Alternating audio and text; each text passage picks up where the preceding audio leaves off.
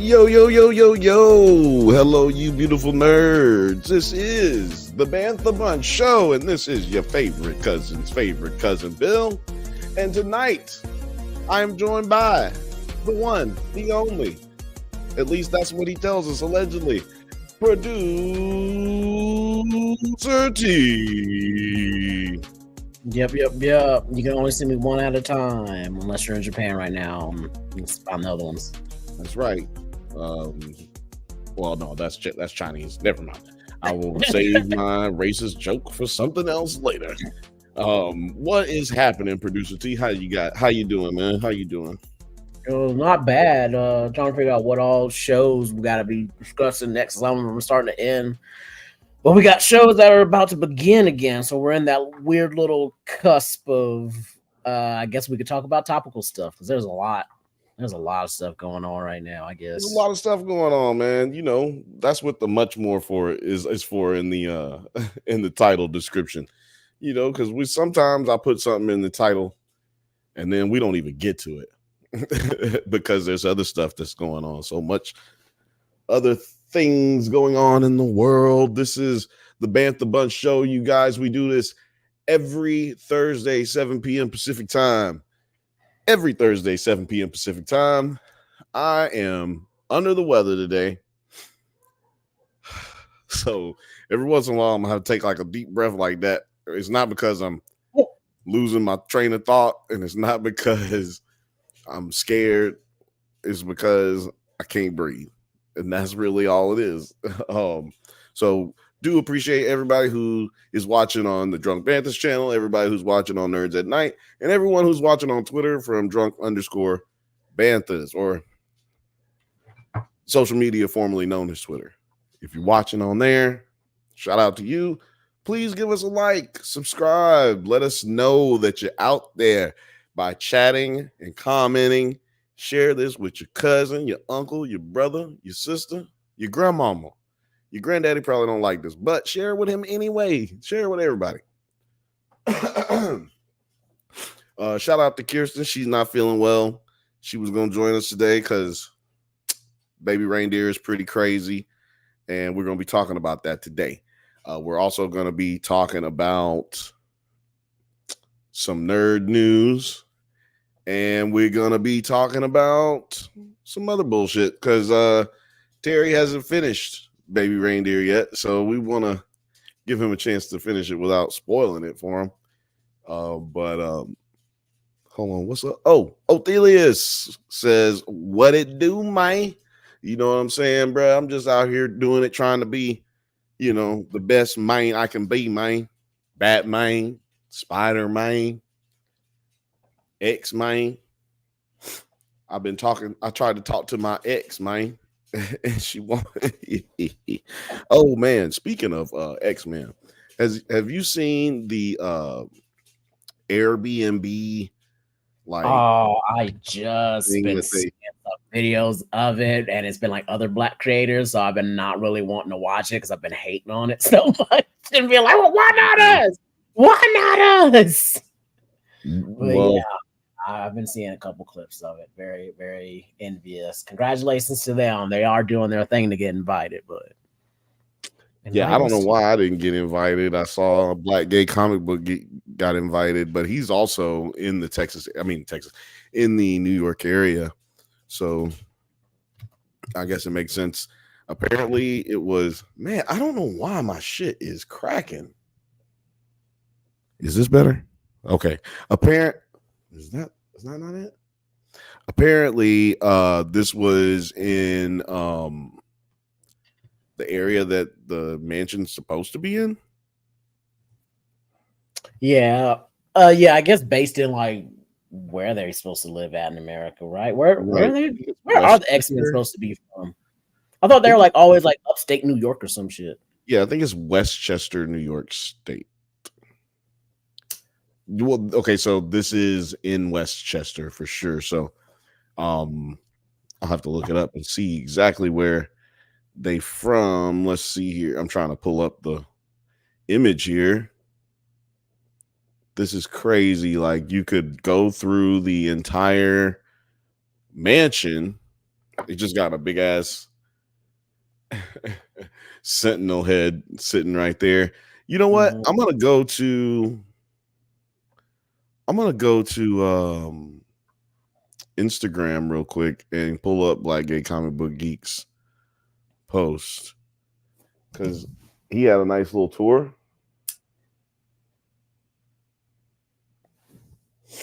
And I don't know if it's on his YouTube or not. I think it was on TikTok.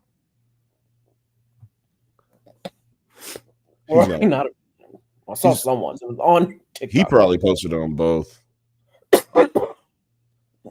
But yeah, I was like just the same as you, very jealous. Just like, yo, I live in Los Angeles. Why the fuck did they not do that here? And then I thought to myself, they do live in New York. And then I thought to myself again, like, we don't have any grass really. So, I mean, they would have to bring grass to make it happen. So I'll accept this grievance that's been. Fantastic, Frankie. I was invited all the way to Westchester to tour the X Mansion and be part of the X-Men crew. I got to play around in Wolverine's room. Don't tell him. And recreate the iconic meme. You guys know what the meme is. And spend some time in Beast Lab, which, interestingly enough, also serves as his room. This to me was like a very interesting surprised detail. That he sleeps in the lab as well. And we also got a full science cocktail course with one of the mutant recruits. And no surprise to anyone, but Jubilee's room was the best. But don't worry, you also have your own room for the new recruits as well. And we also got to see where the X-Men keep their costumes. Rest in peace to Gambit. Hopefully we get our own costume one day. And we went to the war room to find out what our mutant power is going to be. That is so crazy that this is like that detailed for no reason. It's kind of corny looking, but I'd still have fun. I feel like it's still fun. It's definitely corny looking. Let's basically it's corny, but it's just like, wow, they could be moving this all around. It seems very easy to reproduce. Yeah, no, let's not forget to talk about the corniness of all of this because it is. I found out that my X gene is actually elemental manipulation. Still trying to figure out what I want my mutant name to be, but once I figured out my power, I got my own official. That's kind of part of the corny too. Yeah, it's just you know what I'm saying. Part of the charm, but student ID card. But this just gave another reason for Storm and I to be. I do like how the art looks really dope in the place. Like the painting on the walls looks very. The cartoon part came to life. Yeah, the paint on the walls is whack, you know what I mean? But like the art is really dope. Best friends, we have almost the same power set. And then once I unlock my powers, I got to train in the danger room. And for those of you that doesn't Black Gay Comic Book Geek Michael, doesn't he look like Alex, but like maybe like a little chubbier in the face? That could be our cousin. That could be our cousin for real. Like I'm like, yo, this is wild. Yeah. He could be related to us. He could be related to us. That's so weird. Oh man. That's by the way, this dude is hilarious. We had him on the show one time. Shout out to you, Black Gay Comic Book Geek Michael. He came on the show one time to talk about damn, I forgot what he came to talk about. He hated it, whatever it was. I can't remember right now. He did not like it. And no, you know why I had to grab this picture of Charles and Magneto. That I wasn't just a guest at the X-Men Mansion. Oh, it's got stairs. After this event, I became a full member. And you can too. So come over to Westchester and Airbnb and unlock your mutant power and become a member of the Xavier Institute for Higher Learning. Thanks, Airbnb, and thanks, Marvel Studios. Now that's dope right there. Right. You get one of those. That is fucking sweet. So I wonder how much it costs because it's through Airbnb. So I guess anybody can do it as long as you get the reservations. Yeah, that's crazy. Sorry guys, I didn't see you in the comments here. What up, Morgan? Morgan said, "What up, fam?" Othelia said, "Damn, bro, join the." Show the X-Mains. He said, "Damn, bro, join the X-Mains." Variant Alex, he says, he is right. Is that not crazy? That dude. Hold on, I'm pulling that back up. This is wild to me. Like, let me Maybe I'll just go to his page. Oh, maybe I won't. Maybe I'll sit my ass down. This nigga just looked like Alex. This is Alex variant for sure. If you are fine and single and okay, calm down, relax. But yeah, he do have all the gay stuff for your ass. Oh, that was I need to start tagging him in some of my pins there. Oh yeah, you definitely. I'm trying to get him back on the show. Morgan said, "Chubby Alex, laugh out loud." He said, "Getting the picture would be worth the admission." Morgan said, "Getting the picture would be worth the admission." Talking about getting the picture to the picture that we saw at the end. Man, I don't know if that would be worth the admission, but Morgan did go. Morgan did make us go to see the Avengers thing at in Las Vegas. I don't think it's there anymore, but like you could go in and become an Avenger. And you had to like fight a war or a battle or some shit like that. I don't know. But you did get to like pretend that you were Iron Man for like 2 seconds. And everybody usually just crashes. Like you have to fly the suit with your head, like with your eyes and your face and your head motions. And I lasted like about a good minute and then I died. But like it was a long line, but it moved quick because everybody was just like, boom, dead. Okay, next person. Boom, dead. Okay, next person. Boom, dead. So I did it, and he was like, "Damn, that was as long as anybody's lasted." And I was thinking, "Damn, that was really short." And he was like, "Man, that was as long as anybody's gone all day." It's like, fuck. I guess I should be proud of myself. Felt like I got gypped. You said made. He said made you laugh out loud. Yeah, Morgan, but you were the only one who actually wanted to go to the thing. Like the rest of us was ready to go get high and get drunk. But we did go. We could have said no, to be fair. Could have said no. But we did all go. And then we did all have fun. I don't know if Sarah had fun, but we did all have fun. Bantha's Fifth Bantha says Bill would make a good Iron Man. Would I? I'd make a good Iron Man from the comic books. Because he got drunk all the time. Tony Stark was faded all the time. I could have definitely did that shit. Easy. I do want to touch on some nerd news real quickly. As you guys know, we like to talk about some box office notes and see who failed, see who won.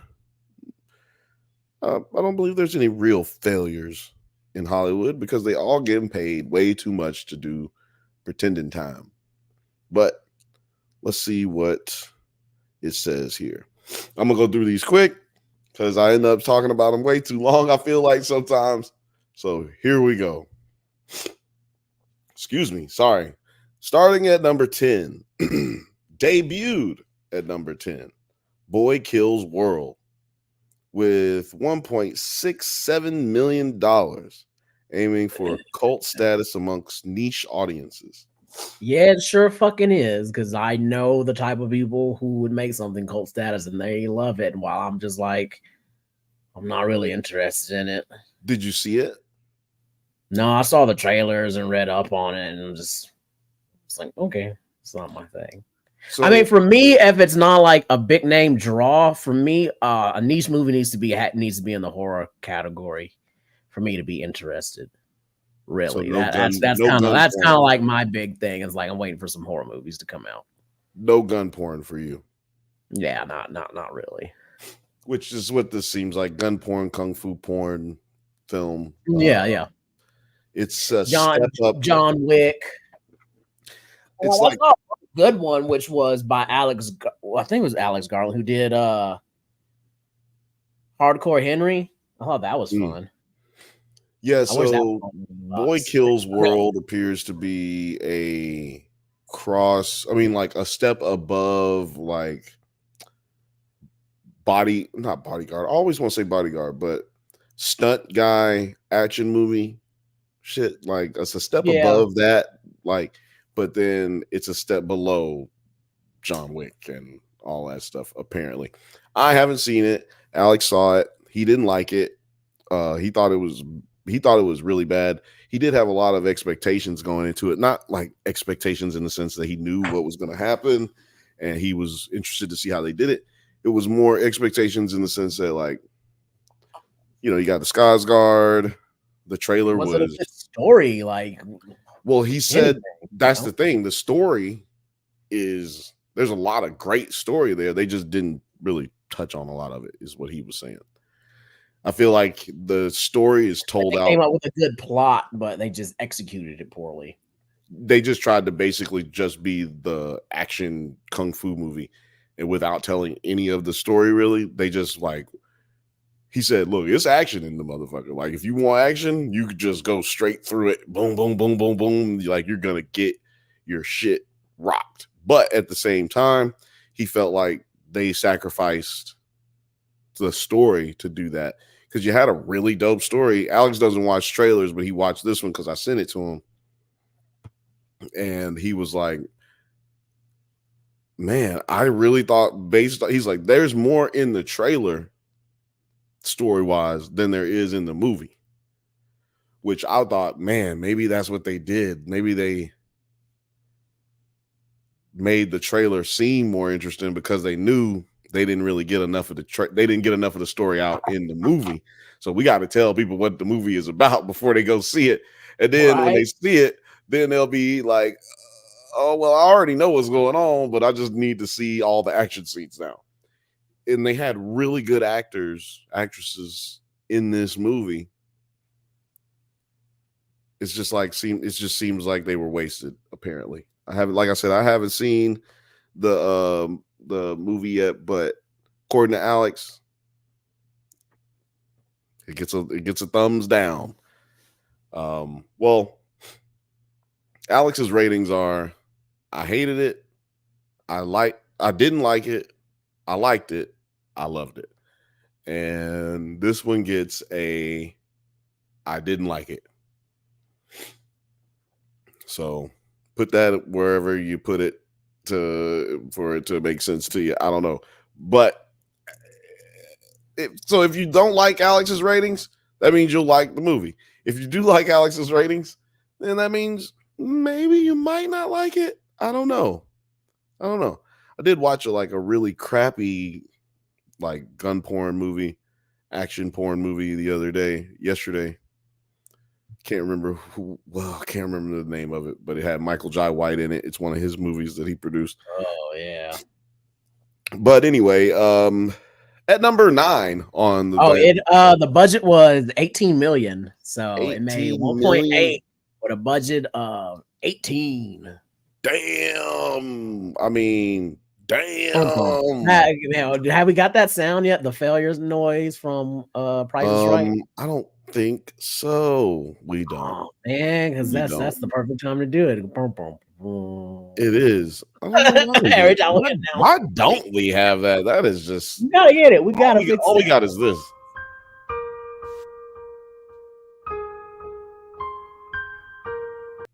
I don't feel like that's it. Like me announcing like I'm leaving the show or I got cancer or some shit. That sounds like that old Hulk music that you just like at the end of the Hulk TV show. He's like walking down the street. Yeah, or like some soap opera type.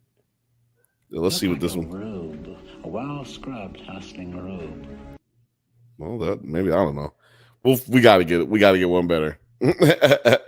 Oh snap! It's Rachel V. Rachel V. What's happening? She said, "Isn't I don't hate it another of his ratings? Isn't I don't hate it another of his ratings? You know what? I think you're right. I think all his ratings are stupid, but don't tell Alex that I think all his ratings are stupid." But yeah, I think you're right, Rachel. But welcome to this. Welcome, Rachel. Welcome, and welcome everybody else. Thanks everybody who is watching right now on Drunk Bantha's channel, Nerds at Night channel, and drunk_Banthas on Twitter. Let's keep it going. Share that shit, man. Share that shit. Keep everybody. Oh, sorry. I think my nose might be running. Keep everybody informed that we are on live right now. Discord, wherever you are. Tell everybody. Rachel V says, also, hi. Bar prep absolutely sucks. And she said, and laugh out loud, my lips are sealed. Yeah, don't tell Alex. Thank you, Othelius. You are helping me move this shit right along. I'm going to get to Euphoria. I have heard it, and I'm gonna give you my thoughts in just a few moments. That's why I kind of keep pushing through this list, because like I said, I can get stuck on it. I can get stuck on this list for like 30 minutes, because we can talk movies and budgets for literally like 2 hours alone. But at number 9, which was at number 8 last week, Dune Part 2, still in theaters, still at number 9. I predict that it will still be in the top 10 next week as well. Right there, boy. 1.8. I mean, it's crazy that it still made more money than fucking Boy Kills World. Anyway, number 8 is Ghostbusters Frozen Empire. I feel like I need to check that out, like from that newer one to this one. It looks like the newer one is good. Alex said this one was bad. Everybody I've heard talk about this one said it was bad, but yeah, it seems like the newer one is good. I liked the one with Egon where he had passed away or whatever. I just recently saw it, thought it was pretty good. Number 7, Kung Fu Panda 4. I just can't believe that 4 decades later we're still sitting here. Right, I'm telling you, like that is it 3? Out. I was like, what do you mean there's a Kung Fu Panda 4? 2.5 decades left? Like, that's trippy. That's trippy. I just can't believe it. I almost want to look it up, but I know it's going to slow us down to see when 3 and 4 got released. And then you can go ahead. You can just tell me at the end. Number 6, the Ministry of Ungentlemanly Warfare, which means waterboarding. That one came in at number 6. Number 5, Abigail, holding on strong, staying in there. Number 4. This is what's interesting. This is why we cover this. I need to see Abigail. That's one that interests me. That's up your alley for sure. You and Kirsten. This is what's interesting. Number 4. This is why I cover this stuff, man. Number 4 was Civil War. It debuted at number 1 last week, like number 1. So that's a precipitous drop. It's a 38% drop in its total earnings, which is crazy. It made 56 million domestically, and it had 7 million in its 3rd week. Oh no, so yeah, no, it was in its 2nd week last week. And so in its 3rd week, it's at number 4, which is just crazy. To go from number 1 to number 4 is big drop, which means word of mouth is not doing your movie any favors. At least that's what it sounds like. I mean, I feel like everybody who was interested in seeing Civil War has seen Civil War by now. I feel like their target audience, they hit their mark. I feel like they hit their mark on it, and for how there's, it's a bigger studio now, but like thinking when they first arrived and dropped on the scene, A24. I was like, that's a good run for them to get it at 2 weeks at number 1. Like, yeah, it's like when people win the silver medal, or no, it's like the bronze medal person who wins.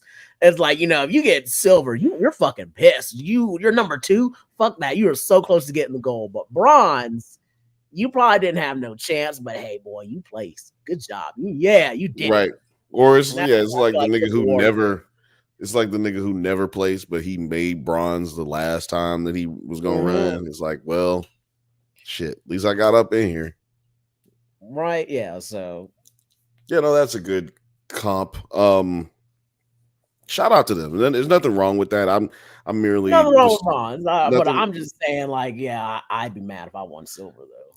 I couldn't. Yeah, nothing wrong with them. If I got bronze, that means I knew I wasn't that good, and I was just like, that's admitting you're like, you saw everybody else compete against you. You're like, God damn, I knew I was good, but damn, these niggas good. And so you got the bronze. You was like, shit, boy, I'm still up there. Yeah. Ophelia says, Lisa Galib. I think he's talking about that. I think he's talking about that Euphoria. Okay. Talking about Kendrick Asalib. Shouldn't that have been Drake though, since he's from Canada? No, he's not. I'm just saying because he's from. I don't know. I don't even know why I said no. I have no idea. I'd love to see the Photoshop of it though. That shit would be hilarious. Make Drake into a fucking Dune character, or make Kendrick and Drake Dune characters. I guess if his response is somewhere really good, then I guess it would make sense. And Rachel V says that your analogy is a really solid analogy. Thank you. Yeah. Bronze medal. I've always been wanting to use that one. The Olympic thing. I always thought it was kind of funny when I heard someone tell me that about going to the Olympics and what it feels like to win the medals. So that's funny. At number 3, we've got Godzilla and Kong, New Empire. And at number 2, we've got Unsung Hero, Lionsgate's faith-based film, sang to the tune of $7.75 million on 2,832 screens, becoming this year's top opener in its genre. Well, I mean, that's not saying a lot. What the fuck is that genre though? Like church movies. You got hey, the fucking the Left Behind Part 12. You got that motherfucker in there. Then you got Bible Man, The Chronicles of Bible Man. You got that one. Veggie Tales. Oh. Bruh, I had to watch so much because I went to a Catholic elementary and middle school. So yeah.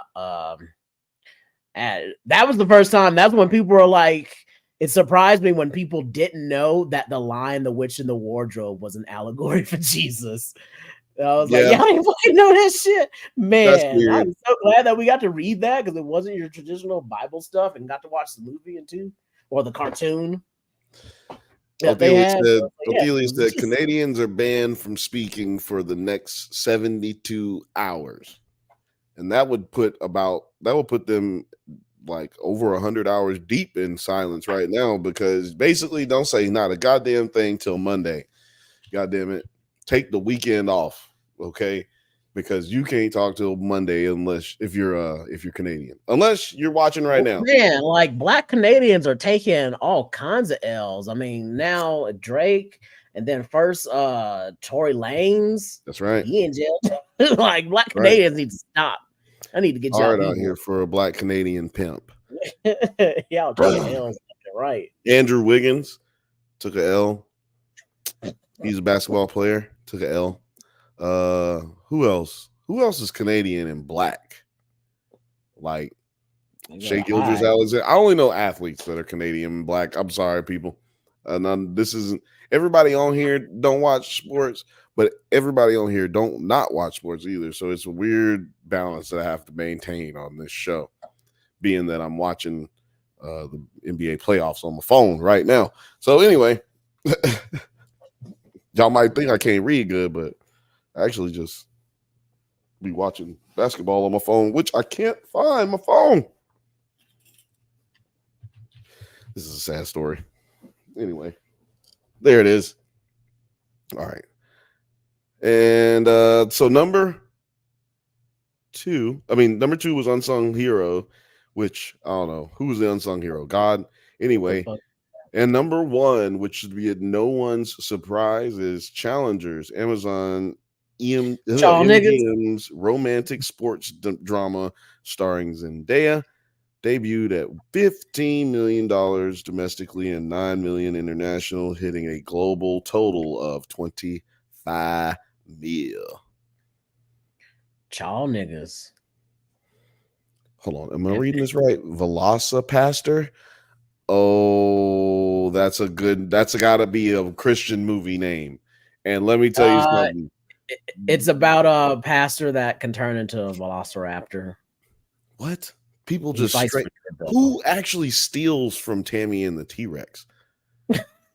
Like, who does that? Who's sitting back and going, it's a good idea. We should steal from Tammy and the T-Rex. That is a good idea. Like, who was doing that? A good enough idea that it got made. Yeah, you know what? Tammy and the T-Rex was good enough idea that it got made as well. I mean, we saying who would do it, but somebody smart enough to get their movie made. I can say that. I'm still sitting on a script, and Velociraptor is in existence. So they got me. We got scripts. We got scripts over here, y'all. America, world, China. Well, China, never mind. I don't want to do no work. China, mine might be cool with China. It's just horror. Yeah, no, mine will probably be cool. It has to deal more with on the line of like bad parenting and abuse than anything. So I think China would like it. I just don't want to do any business with China. You know what I'm saying? The Chinese, they'll like give you like hundreds of millions of dollars in equipment. I'm talking about the Chinese government, not the Chinese people, but the Chinese government, they'll give you like hundreds of millions of dollars in equipment, and then all of it have listening devices in it though, like and cameras. I ain't gonna hear nothing except for me farting and scratching and coughing all the time. Woo! They'll probably think I'm the worst. They'll probably think I could be a sleeper aid for them because they're just here. Fuck these white people. Yeah, see, that's the thing. I don't want. They'll probably just be sending me more stuff. Like, I don't want them to think about nothing with me. Yeah, they probably would love me. I'd say too much crazy shit. That's my thing. Speaking of China and black people, my cousin just showed me this TikTok today, and of course, there's now like a trend of people going over there, black people going over there to start like their manufacturing and shipping and export business. And they're like, it's so easy, and they're like just making the cutesy video of just going over there and how much fun they're having. I'm like, it's crazy. like what the fuck? Othelia said Bill acted like they gonna send him money to build another Akon city. Look, he said another Akon city, another because that first one did not. Another house of cards built in a pyramid frame. Man, I posted that on Reddit and some African dude got mad at me. He got mad that the Akon city doesn't exist. It's not your fault. I posted a video about it, and it was like, because the YouTuber who did the video was white, but I was like, bro, in the video, he does nothing but source other black YouTubers and other African YouTubers, and is pulling from their sources and links you to all their videos. Like, it's not just him. This place is a fucking scam, bro. Akon scams you, my guy. So to all you Canadians out there who are pouring out maple syrup in memory of the graham cracker known as Drake, I just want to say shout out to y'all because it's got to be a sad day out there because it's so hard to say goodbye to my light-skinned homie. Yeah. It's really hard trying to pretend like you can't sing when you can sing. It's like the hardest thing I ever had to do in my life. Oh, I cannot sing, so I can do that. I'll throw it to you next time. Well, first of all, Terry, did you hear Euphoria? No, I'm not. I was into Kendrick when he first came out. I don't know. I just I'll listen to like people who remix his songs, like different producers and like, kind of like more trap style or like lo-fi arted producers that'll remix his songs. And that's how I'll stay current with new music. But it'd be like, oh, I've heard this song remixed, but I never really got out of my way to go out to listen to like Kendrick or Drake or anybody like that anymore. I did support Kendrick when he first came out because I was there at that South by Southwest when he did like 6 to 6 back-to-back fucking shows. He was doing like 2 shows a day. It was something crazy. I remember that, but damn, it's not like I don't like him or I think he's terrible. It's just I don't. Oh yeah, no, I completely understand. So first of all, I guess I'm probably one of the worst radio/television hosts ever. Let me just explain for those who are watching, you probably don't know there was a lot of drama in the world of man, what do they call it? Soap operas. In the world of man soap operas known as hip hop, we had the greatest, most electrifying man in all of hip hop entertainment, to at least today, Kendrick Lamar, going up against the champagne one himself, the pretty poppy Drake. And if you don't know what's happened between now and, or at least between the Tupac collabo, AI Tupac collabo with Drake and Tupac AI dude, if you don't know that process, anything that's happened before that, go look up on somebody else's YouTube channel, because we can't really talk about all that. I don't have enough time to talk about all the beefs. I don't have enough time to like move on through like the minutia of whose bitch got took from who and all that shit. Like we ain't got time for all that. But what we do got time for is to catch you up with like the in-between times. Like, so Drake puts out the diss record following up some other comments that have been made in the past like couple of months, and he did it with an AI Tupac.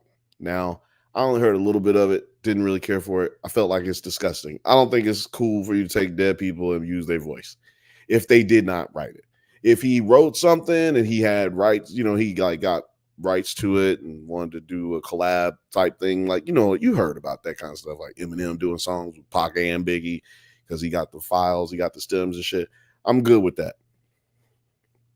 But using a man's voice, fabricated, and making him say things that he would have never said, or probably never. No, if you don't own the rights to what was already recorded, then you can't do nothing with it. Sorry, don't make new stuff. He didn't make that. That's creepy. So creepy, like very much a Westworld vibe. You know what I mean? Like, okay, yeah, Westworld sounds cool, but like worse than Westworld, because you know those things are just made up on the spot. This is somebody who actually lived. I think that's like disrespectful to his family and everything and his friends, you know, like now, especially if they don't agree with it, which I doubt that they would. Like, yeah, it's just weird. That's weirdo behavior. You're really just hurting it for us light skins, Drake. I'm gonna have to ask you to turn in your card. Othelia said, "World of man soap operas is crazy." And look, it is. That's what it is, though. It is. Yeah, it is crazy though. I ain't gonna lie. I should have put a no Diddy in between that and whatever I said next. Othelius also said, though, AI voice for dead artists is dumb as hell, and I don't think that we could stress that enough. Like AI, you know what? We can't. We could talk about that all day. I don't want to stress on that too much, like harp on it too much. I just want to say that caveat that I did not appreciate that. Right? I didn't like that. So call me biased if you want to going into it, you know what I mean? But like that part, miss me on that part. Then Kendrick dropped this joint, y'all, and I don't know if I can play it without playing the video. Like just play the sound on StreamYard, but I'm gonna play a little bit of it at certain parts just because I want to like go into a little bit of it. Actually, I think I could probably just show you the lyrics, right? Yeah. Yeah, it's a 6-minute song. No way I'm going into all of this. Let me go back. Is this the beginning? Oh yeah. 6-minute poem about it. Them superpowers get neutralized. I can only watch in silence. The famous actor we once knew is looking paranoid and now spiraling. You're moving just like a degenerate. Every antic is feeling distasteful. I calculate you, not as calculated. I can even predict your angles. Fabricate stories on the family Actually like front, this cause beat. you hurt Mr. Morale. A pathetic master manipulator. How could Right? Like this beat I is was like, I'm liking this beat. this shit comes in. Like, you know what? Let's pause right And there. then I was kind of reminded, I was like, I always did like Kendrick's flow and the tone of his voice. Yeah, let's pause right there, just because you gave us a good spot to pause on right here. Like, the beat comes in so fucking fresh. Like, the beat comes in so fucking fresh. I was like, because you expecting something to come in hard or like hype, you know what I mean? Right. Because A lot of 808s, heavy bass. right, because it's a diss song, right? You need to have a little edge to it, right? Like, even though all these guys' beats have a lot of, it's all smooth. Every beat that comes out today is real smooth, no griminess to it at all. But like, you definitely expect that energy when it's a diss record, like No Vaseline. You know what I'm saying? Like, No Vaseline kind of comes in slow too, but it's like menacingly slow, right? Like, it builds up like. But like, just like there's no heavy bass at all in it so far. Yeah, no, and there's no even, like building up. there's no tension either. It's like made to make you feel like, hey, yo, relax, my nigga. Euphoric. It says it's euphoria. It's a very euphoric fairy tale fantasy like beat. But don't get it twisted. He did used to what's his name? He was the executive producer. Drake was the executive producer for Euphoria. So excuse me. So yeah, let's just keep it pushing. Smell the tails on you now. You're not a rap artist, you're a scam artist with the hopes of being accepted. Tommy Hilfiger stood out, but FUBU never had been your collection. I make music that electrify 'em. You make music that pacify 'em. I can double down on that line, but spare you this time. That's random acts of kindness. Know you're a master manipulator and habitual liar too. But don't tell no lie about me, and I won't tell truths about you. Okay. Now, to me, that's telling. He talks about here. He says, I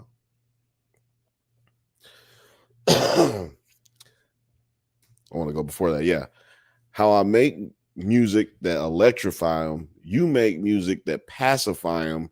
I can double down on that line, but spare you this time. That's random acts of kindness. Now, he's basically telling him, yo, I could go in real hard on how you ain't really good for like the human condition itself, like how your existence. He basically told this nigga like your existence on the planet is actually like hindering our growth as human beings. Like, that is crazy, because at the same time you're giving him love, saying like, well, you got the people on a string, like. You could do whatever you want to do, say whatever you want to say, rather, and people are going to follow it, right? People are going to gravitate towards it. But you ain't shit, and you don't never do shit about shit. You know what I'm saying? And this line right here that I think Othelius is talking about. You're not a rap artist, you a scam artist. With the hopes of being accepted. Tommy Hilfiger stood out, but FUBU had never been your collection. For us, by us is what FUBU means for y'all who don't know. And Tommy Hilfiger back in the day, actually FUBU was made popular because, and actually created because Tommy Hilfiger allegedly said that black people didn't, or he didn't make his clothes for black people. I think that was like a misinterpreted quote, even if it was a quote. But fact of the matter is, it didn't matter if it was. I think he was trying to say he didn't make his clothes just for black people. Like he made it for no race whatsoever. Is what I was. Yeah, exactly. I think it was more so he said it. He said it wrong, and it was like that whole PC culture. That was like before BLM. That was one of the first little things about did you say something racist? That was one of the first ones where it was that was a good time for me. That was back when What you mean, you people? Yeah, that was the time. That was them times, man. Yeah. Othelia says that happened and they FUBU. stopped bothering us completely. Othelia said that FUBU bar is nuts, and Rachel V says, Othelia's, I agree about AI. It's some Black Mirror shit. You know what? It is some Black Mirror shit. I didn't even think about that right there. It's creepy, man. Isn't it creepy? Yeah, they had that whole episode about bringing someone back, like a loved one that died. You could like get a whole ass robot that looks like them and had like all their last like kind of thoughts put into them, so they would like predictably act like that person that you lost. Right. But I think they kind of did it in a way to help with grieving, because I think you couldn't have it for a certain amount of time, or I might be misremembering it. I want to say it might have had a positive outcome to it, but it was still just very fucking creepy. Yeah. Well, at risk of me about to sneeze and mess up what we're saying right now, I'm gonna just keep pushing. Because my shit's fucked up. That electrify 'em. You make music that pacify 'em. I can double down on that line, but spare you this time. That's random acts of kindness. Know you're a master manipulator and habitual liar too. But don't tell no lie about me, and I won't tell truths about you. Also, the beat does change. Whoops. Don't tell no lies about me. I won't tell no truths about you. That when that line came on, I'm gonna tell y'all right now. Y'all let me know how y'all felt about it in the comments. Let me know if this is your first time hearing it. Because I will go. I'm gonna go. I want y'all's opinion so I could then elaborate on those things. I need to hear other people's line of thought on this, because my opinion matters so very little. This part right here, I was like, oh shit, we about to get some bars. Because when he said that one part, don't tell no lies about me and I won't tell the truth about you. What people don't realize is in the industry, it's been a lot of like protecting Drake. You know what I mean? Drake does crazy shit in the Who industry. is that Houston music guy that he's involved with? Jay Prince. Yeah, Jay Prince. That's it. I bet Jay Prince's son once. Very entitled dude, that guy. Shout out to you, Baby J. He was nice guy, but he was very, I'm Jay Prince. I'm Jay Prince son. I'm Jay Prince son. I'm like, that's cool, but your father doesn't carry himself the way that you're carrying yourself right now. So I'm have to ask you to, kindly step to the side. That's how I had to do this, dude. You know what I mean? Like, people who are famous and try to act famous are kind of lame to me. That's just me. Oh, they are. Because I don't want to offend nobody out there. I know somebody out there like that, but I deal with lots of people that are in the film industry because of Fantastic Fest, and I have to deal with them for a week-long time every year. And we get the types that come in, they enjoy the festival, they get the atmosphere, they get what we're going for, they play along, they have fun. And these people keep coming back and keep making movies. But then we get the usual types that are just like, I'm really famous, I don't need to be here, or I think I'm about to be really famous and I don't need to be here. And yeah, I know how they can be. Yeah, it's not, but you know what I have to say, it's probably like only like 10%. You know what? I have not. My level of interaction is very anecdotal, because most of the people who I have hung out with that are famous, like I know them. So it's and I have a personal relationship with them in some kind of way. So I never have had to like look at it that way.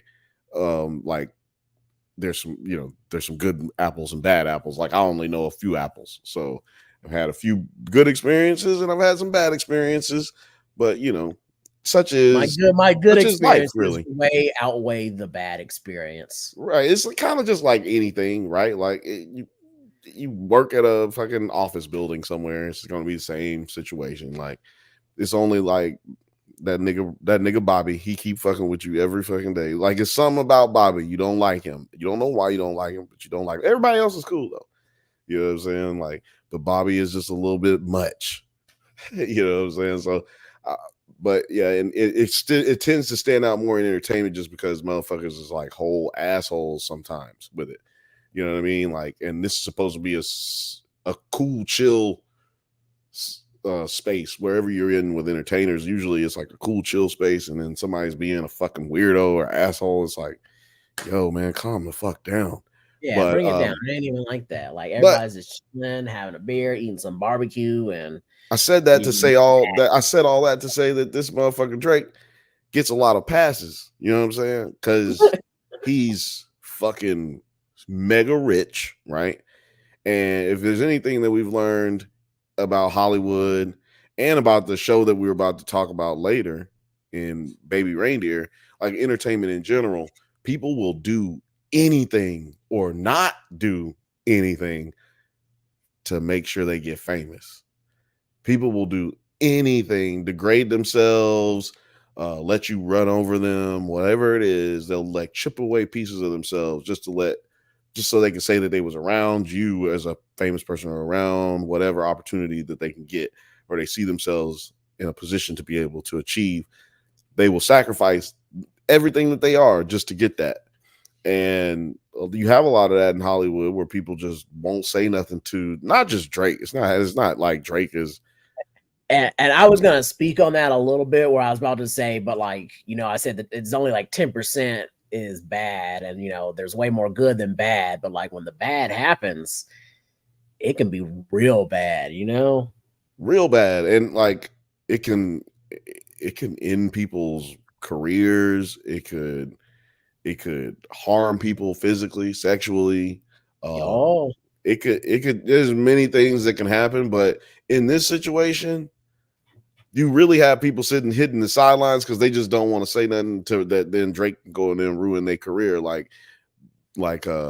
There's a cease and desist issue that's talked about in this diss song, and there's one that's talked about in the Rick Ross diss song. So we see that there's ways that a guy like Drake can just blow your whole project out of the water because he don't want you to put it out, because he already bought the rights to that song years ago, because when he got rich and wealthy, he just started buying up shit, right? So but yeah, like Othelia said about that beat change, he said that's when you knew shit was finna pop off. The beat switch up was dope. I mean, it really was. Let me jump back in here because I don't want to play a whole bunch of shwoos. We'll say that for the Ric Flairs of the world.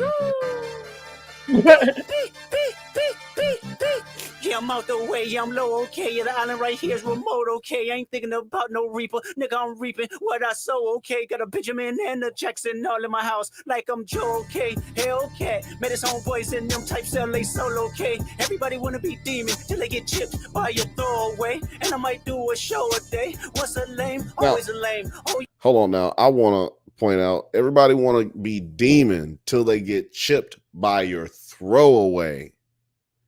And I might do a show a day. Once a lame, always a lame. Buy your throwaway, and I might do a show a day. Once a lame, always a lame. Oh, you thought the money, the power of fame will make you go away? Have you ever played? Have you ever? Okay, nigga, let's play. Now, what is with his voice going on? It sounds so weird. Oh, that's Kendrick scream. That's like Kendrick, emo Kendrick. You know what I mean? I'm not liking it. Oh, he does that a lot. That's his thing. It's one of his many styles. He'll switch it up. Like, I guess I didn't really listen to Kendrick that to much. To his little angry version.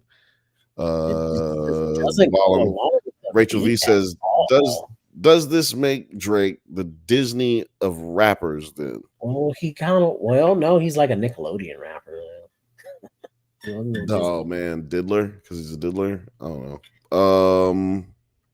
No, because Degrassi. Make him the Disney. No, yeah, okay, my bad. Well, that's what I was saying. Degrassi was on Nickelodeon, I believe, not Disney. Yeah, it wasn't on Disney. Yeah, so that's what I'm saying. He's the Nickelodeon. Unless it was on ABC. I mean, was it on ABC Family or was it on Nickelodeon?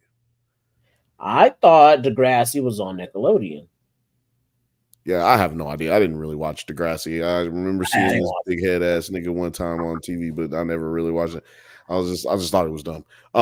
But like I was trying to finger pop bitches back then, so I was already outside of that mindset. Degrassi.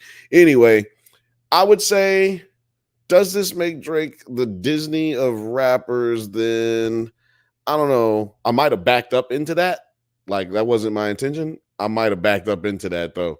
Othelia says Drake, he's the Nickelodeon of rappers because of him being too close to minors.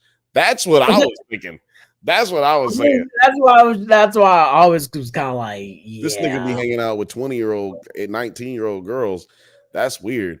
Rachel V said, I mean, from the buying up IP to pretend it's been his all along, but sold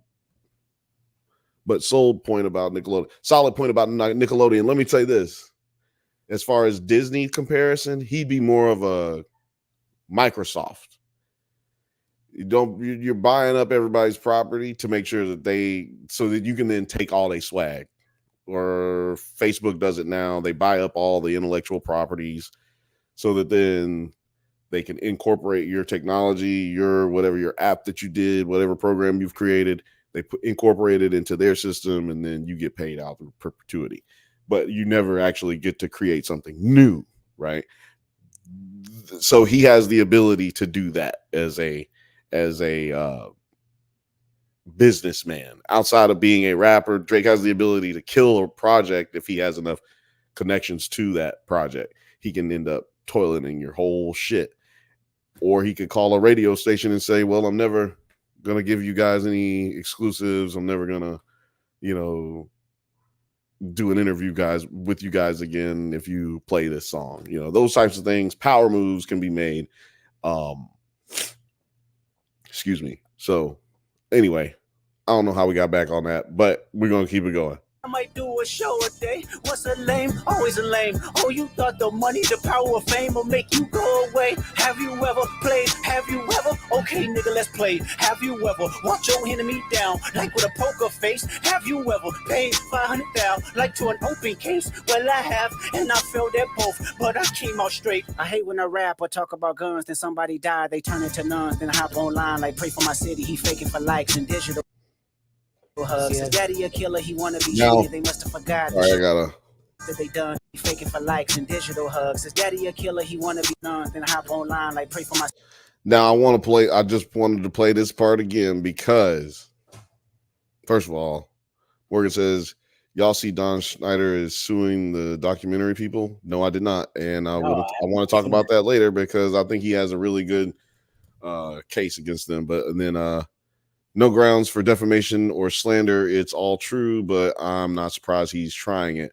I will tell you why I think he has a case, and you can tell me if I'm wrong, Rachel. But this is what I want to ask Othelius. Othelius, did you get vibes like these first few bars and like what I was trying to talk about earlier about chipping, catching a chip, whatever he's talking about? I feel like there's a lot of insinuations of violence here, possibly, but as a LA nigga, like he's trying not to really say, like, yo, my niggas will pop out on you and bust your ass in the dome. But when you say like, well, I have, and I felt, where is it? He said, I hate when I rap, I talk about guns, then somebody died. They turned into nuns. Like, he's saying, when I talk about guns and shit gets to popping off in these raps, then somebody end up somebody in somebody's crew, somebody extended crews end up beefing with other extended crews, and then somebody dies, and then the rapper on the other crew, he wants to sing these sad songs like Pray for My City, the fake likes and the digital hugs, because he actually don't give a fuck about the niggas that's actually out there in the streets doing shit. Because for y'all who don't know, it's alleged that Drake has people in his crew that are committing crimes, violent crimes against people in like Pusha T's crew and people in Kendrick's crew and shit like that. Like, you know, rumblings, nothing that can be confirmed, nothing that has been denied, nothing that has been confirmed. But they, you know, little scrum ups, tussles. What do you want to call it? I don't know. But we do know for a fact that they've had some issues back and forth. So but not Kendrick and Drake's people, but definitely Pusha T's and Drake's people. So I think what he's referring to here is how Drake likes to go online and be like, you know, he likes to cry on fucking Instagram and shit and act like shit is like he's just being picked on and nobody likes me and blah, blah, blah, blah, blah. But it's like, you like to talk shit about people, and these niggas ain't fake. These niggas really carry themselves this way. And, you know, but you don't even care about the people who were in your crew who are getting shot, getting killed, fucking not, you know, not they going to jail, but just ruin their lives because they just see you as the god, right? Like you the bag, you're the whole check. You're the only reason I'm not in the hood selling dope right now. You know what I'm saying? So yeah, it's like niggas who really will take your head off for shit like that just because they like, you know, I know Drake gonna take care of me for the rest of my life. Othelia said, damn, I ain't even think of that, but it makes sense. I was just curious. I mean, you know, because I thought about that shit before, and Othelia said Drake did send people to look up dirt on Pusha's past, which is a crazy, wild thing to do. You know, like you could say, I heard a lot of people say that was like some bitch nigga shit or whatever, but I would say that that's some like, that's some borderline serial killer shit. You know what I'm saying? That's some like sadistic shit more than it is like some bitch nigga shit. Maybe those two things fall in the same category. Some gangster shit. You know what I'm saying? Like I'm gonna go find out shit about this nigga's past. Now, what makes it like bitch made is what he did with the information, which is going on a rap and talking crazy about you. Like call me. You can find out all that about me. You could have called me. Because all this could be over with a conversation, you know what I mean? But niggas really just don't like each other. But I'm gonna go ahead and push on. Do you have anything you want to say so far, or you want me to keep playing? Keep playing it, because I don't care. I got you. Don't care about I said he faking for likes and digital hugs. His daddy a killer, he wanna be junior. They must have forgot the shit that they done. Dementia must run in his family, but let it get shaky. I park your son. The very first time I shot me and Drake. So was he talking about Jay Prince right there? Nope, he was talking about excuse me. So you're talking about his daddy a killer, he wanna be junior. They must have forgot the shit that they done. Dementia must run in his family, but let it get shaky. I pray for your son. Now, I think he's talking about Drake's father. Who's Drake's father is basically the old school G from Memphis, Tennessee. Like, I don't know exactly the stories around him specifically to like speak on camera about it, you know what I mean? But let's just say the nigga is a real nigga in the streets in his old days, like young days. Okay, because I remember Jay Prince was always saying, Drake, my son, this is my son right here. So I thought he was doing that. I would not be surprised if Drake's father has very close ties with Jay Prince in some kind of way too. You know what I mean? Like his dad was a street dude, and I'm like curious as to how the Memphis nigga end up fucking a white bitch in a white Irish bitch in Canada. That's all I really need to. I really just need to find that out. Ophelia says it sounds like some shit a Degrassi villain would do. Laugh out loud. Oh my god.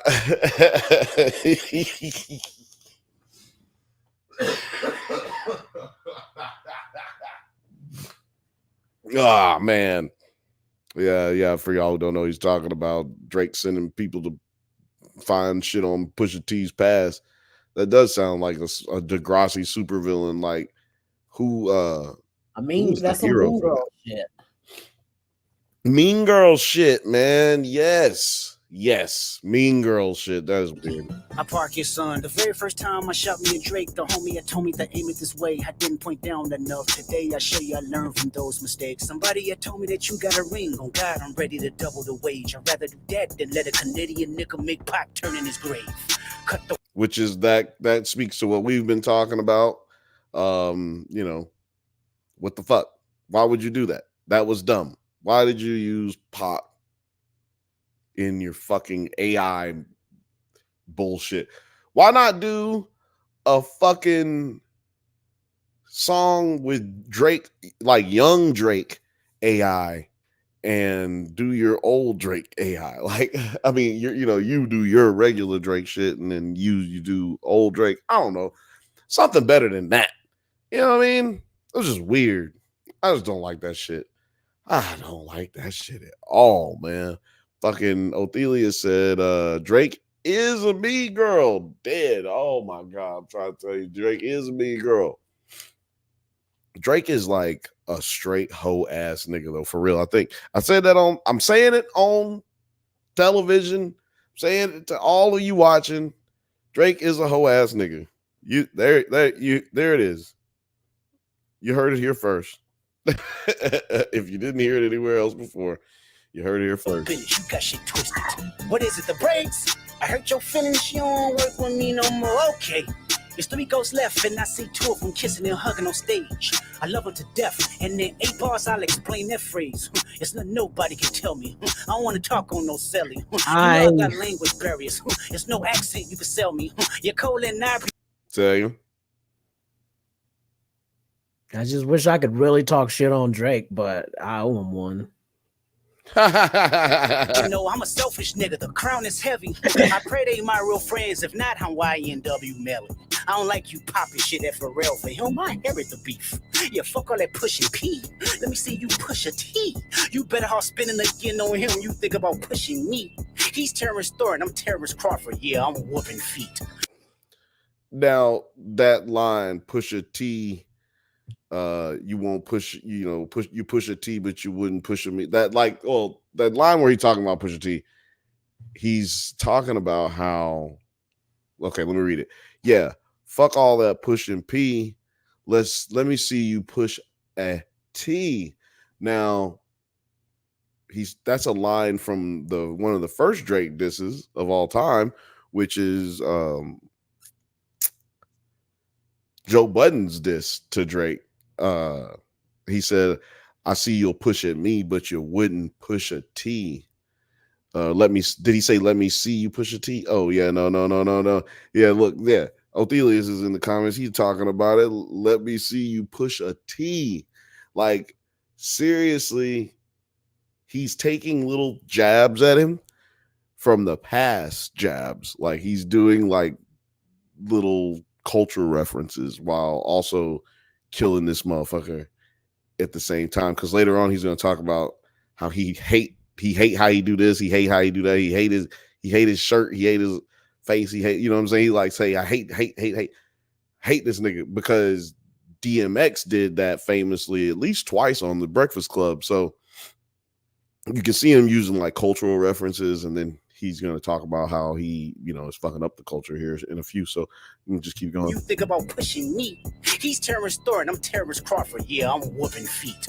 We ain't got to get personal. This a friendly fade. You should keep it that way. I know some shit about niggas that make gonna wanna look like a saint. This ain't been about critics, not about gimmicks, not about who the greatest. It's always been about love and hate. Now let me say I'm the biggest hater. I hate the way that you walk, the way that you talk. I hate the way that you dress. I hate the way that you sneak this. If I catch flight, it's gonna be direct. We hate the bitches you fuck, cause they confuse themselves with real women. Then notice notice I said we. It's not just me. I'm what the culture feeling. Yo. Let's run that back. Hold on. What the fuck? Every time I hear this part, I'm like, oh yeah, here come that part again. It's gonna be, yeah, here come that part. And then I'm like, damn, he fucking killed that shit. Go back.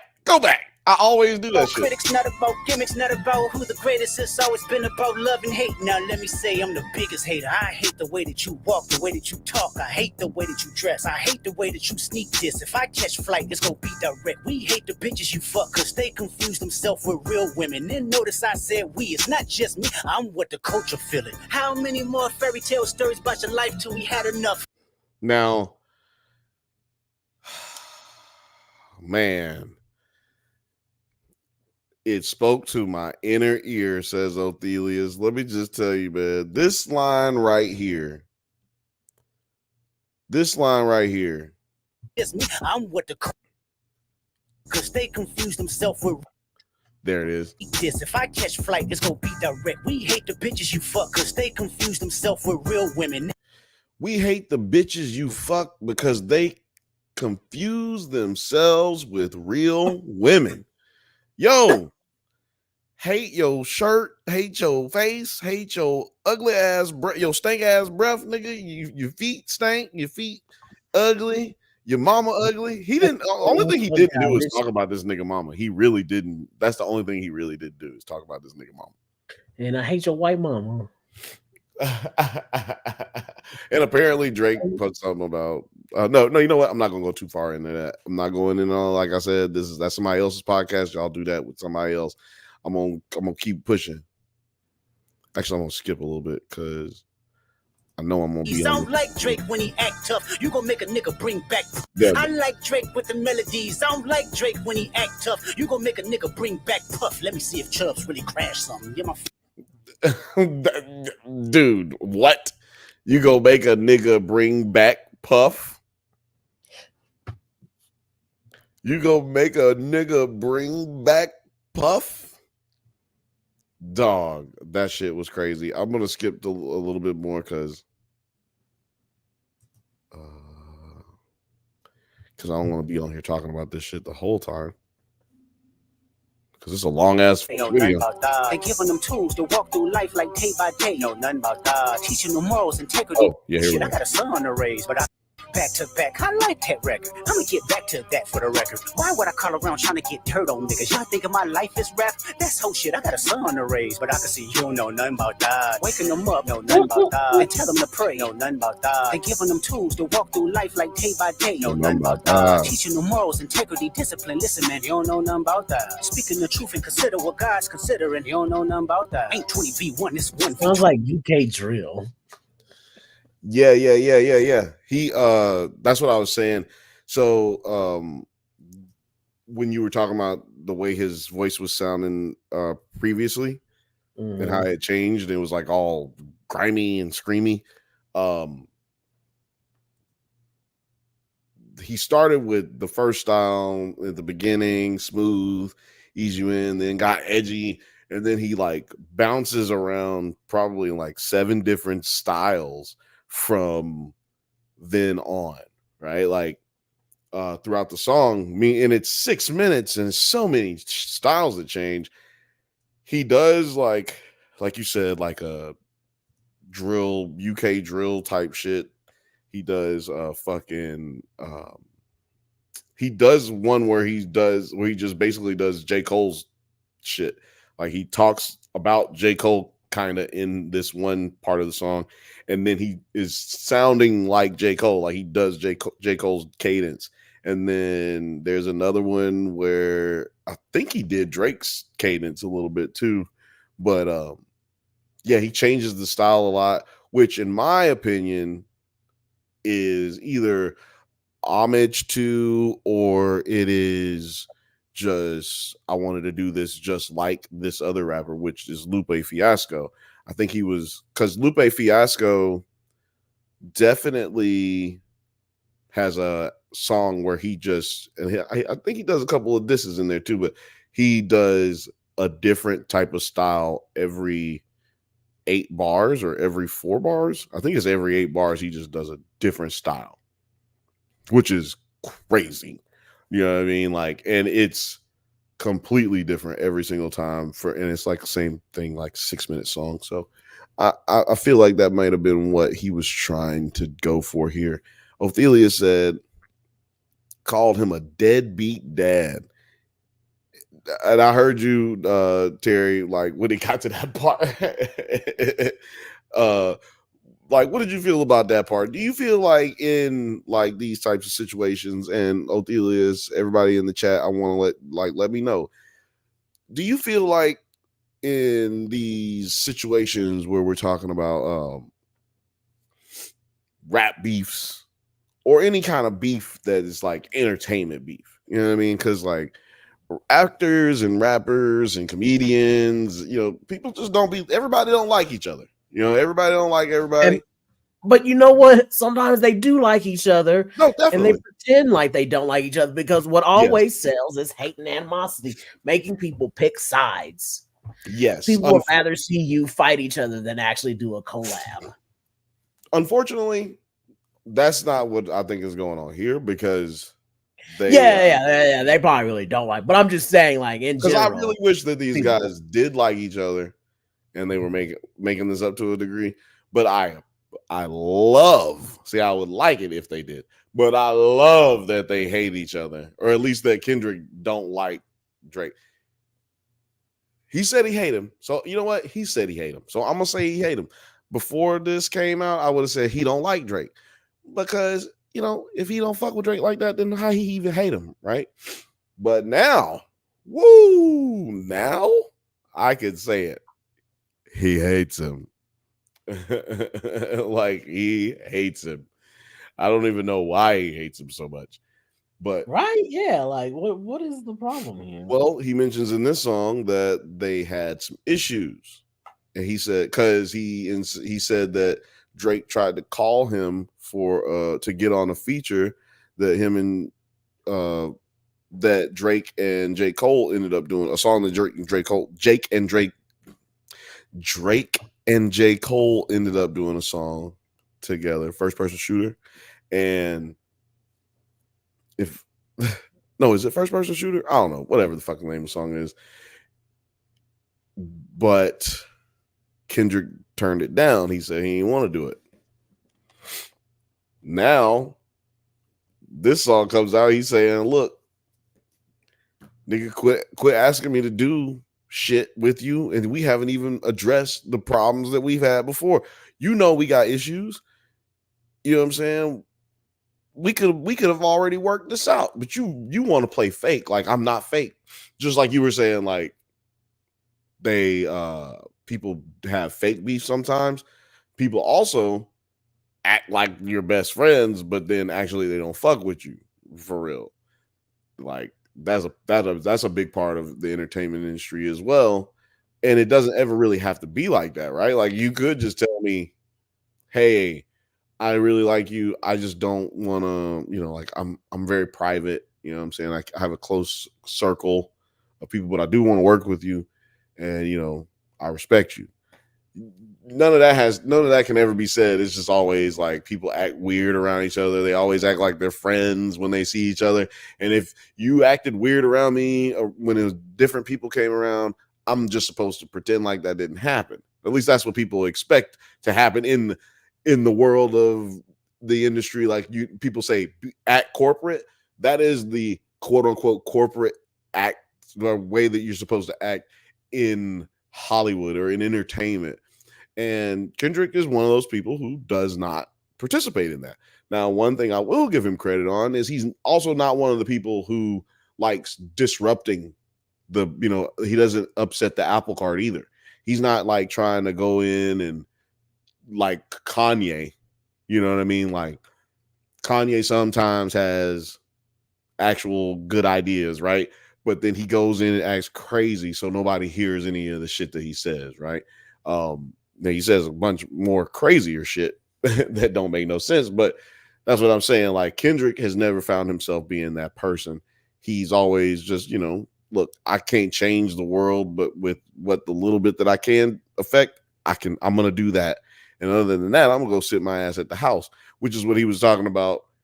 I got kids to raise. You out here worried about being famous, out here fucking with these young ass girls.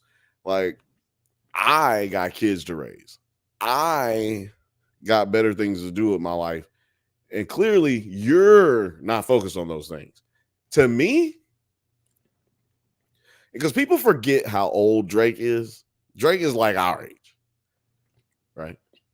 To me, those are, and Kendrick's around our age too. He just got famous. And has a child though. Has a whole. Both of them have children. Both of them have children. I think Drake got more than one kid. But like, these motherfuckers got children. These niggas old. Drake is my age. And he got famous late in his life, basically. You know what I'm saying? Like, if you think about it, like late 20s is older if you think about it, to get famous, if you will, in the rap game. 2 Chainz got famous when he was 40. So, you know what I mean? It could have happened way early. It's not an anomaly. I'd say it's an anomaly, but not impossible type thing. Hold on. Niner Yard says FPS was the catalyst to the Like That diss, which would be the official start to the rap civil war. Like that. Bitch, you like that. You know why? I would say, to me, that's not the start of the battle. I mean, really? There's what's the one? Me and Drake share the same birthday. He's the one that everybody was talking about. The one that Kendrick did, and everybody thought he was rapping about them. Like, I can't remember the name of that one. Damn, he did it on a push. He did it on a Big Sean record. And I can't remember the name of the song. But he like killed everybody, and everybody responded to it. And everybody thought that he was talking about them. He named so many other rappers, but he was just like, fuck every rapper that's out there. I'm gonna let y'all know right now, I am the best rapper alive. I'm saying it. Somebody say something about it right now. And I believe that's when the beef started, because I think he veiled an entire diss about Drake without having to say Drake's name. Actually, I think he did say Drake's name. He did say Drake's name. He said everybody's name. He said, oh man, I'm gonna have to bring that up. Oh man, can somebody help me? If y'all know the answer to what I'm talking about, let me know. Because Kendrick, what was it, 2020, 2015?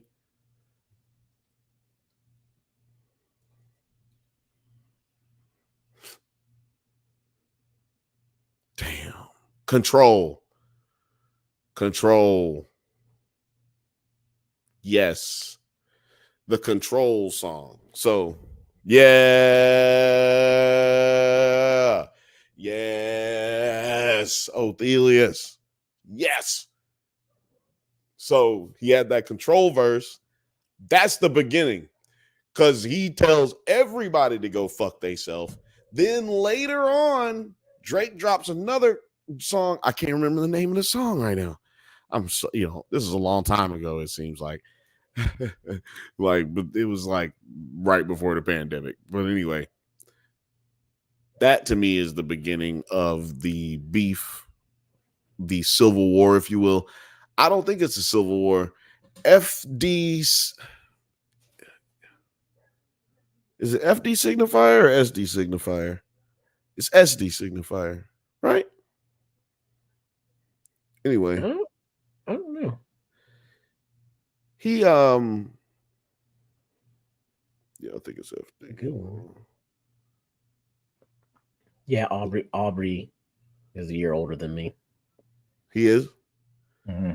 Yeah, so FD Signifier has a reaction video to the Drake beef stuff, and he has a lot of Drake is a bitch ass nigga videos. There you go. Thank you, Othelius. FD. I always say SD because I'm a country ass nigga. So when I hear anybody say it, it's just they say FD Signifier. I hear SD Signifier. Because wherever I go, it's just FD Signifier. FD, FD, FD. But if you go on his channel right now and go to the live, oh, he took it down. He took it down. I think he moved it over to his little other page, which reminds me, you ever get tired of sitting around waiting for hours for us to get to the point? Do you ever get tired of trying to sift through the little timestamps to find the area of this video that you wanted to watch? Well, you're in luck because we've got a channel called the Nerds at Highlights channel. You can go right now and hit the little subscribe button and hit the bell to make sure you get notifications on past episodes, things that have happened in the past, but legitimately, you don't have to wait around and sift through the little bullshit no more that we do. 4-hour videos if that's just not your thing. If that's not your thing, you don't have to worry about it, brother. I got you taken care of. Not only can you look in the shorts in the Drunk Banthas and Nerds at Night channels, but you can also go to the Nerds at Highlights channel. That's Nerds at Highlights channel. We'll also probably upload little shorts, like, 1-minute reviews and shit like that, man. It's going to be a good time. It's going to be a good time. So come on, fuck with us at the Nerds at Highlights channel. And 9, we might need you to get on because we're going to talk Baby Reindeer, and I'm pretty sure Producer T has not seen the end. Yeah, he said earlier he has not seen the end yet, so we're gonna need a little assistance so I don't spoil anything on this bitch. Othelia says Civil War, and it's excuse me, quote unquote Civil War, and it's really just Drake being a deadbeat dad and acting like a Sam Livingston villain. Dude, excuse me. Oh my god, this is I need a humidifier in this bitch. Ugh. Okay, first of all, shout out to you if you're still listening, because this is like a mucusy ASMR video today. That's basically all I'm doing. I'm doing a mucusy ASMR live stream today. If you're into that kind of thing, please give us a like and subscribe. But we won't be doing that. Oh, look, people left as soon as I said that. There's some people just got up out of here. They was like, no, I'm good off that big dog. I'm good off the mucusy flimmy ASMR. But apologize for that. I'm sick. This has been a hard day for me today. It's been a hard last 24 hours, actually. But excuse me.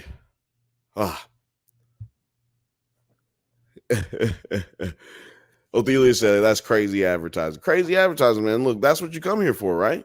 You come to the Drunk Banthas channel to get that crazy advertising. You come to Nerds at Night to get that crazy entertainment, and you come to Nerds at Highlights to get the sandwich of them both without having to wait for the in between.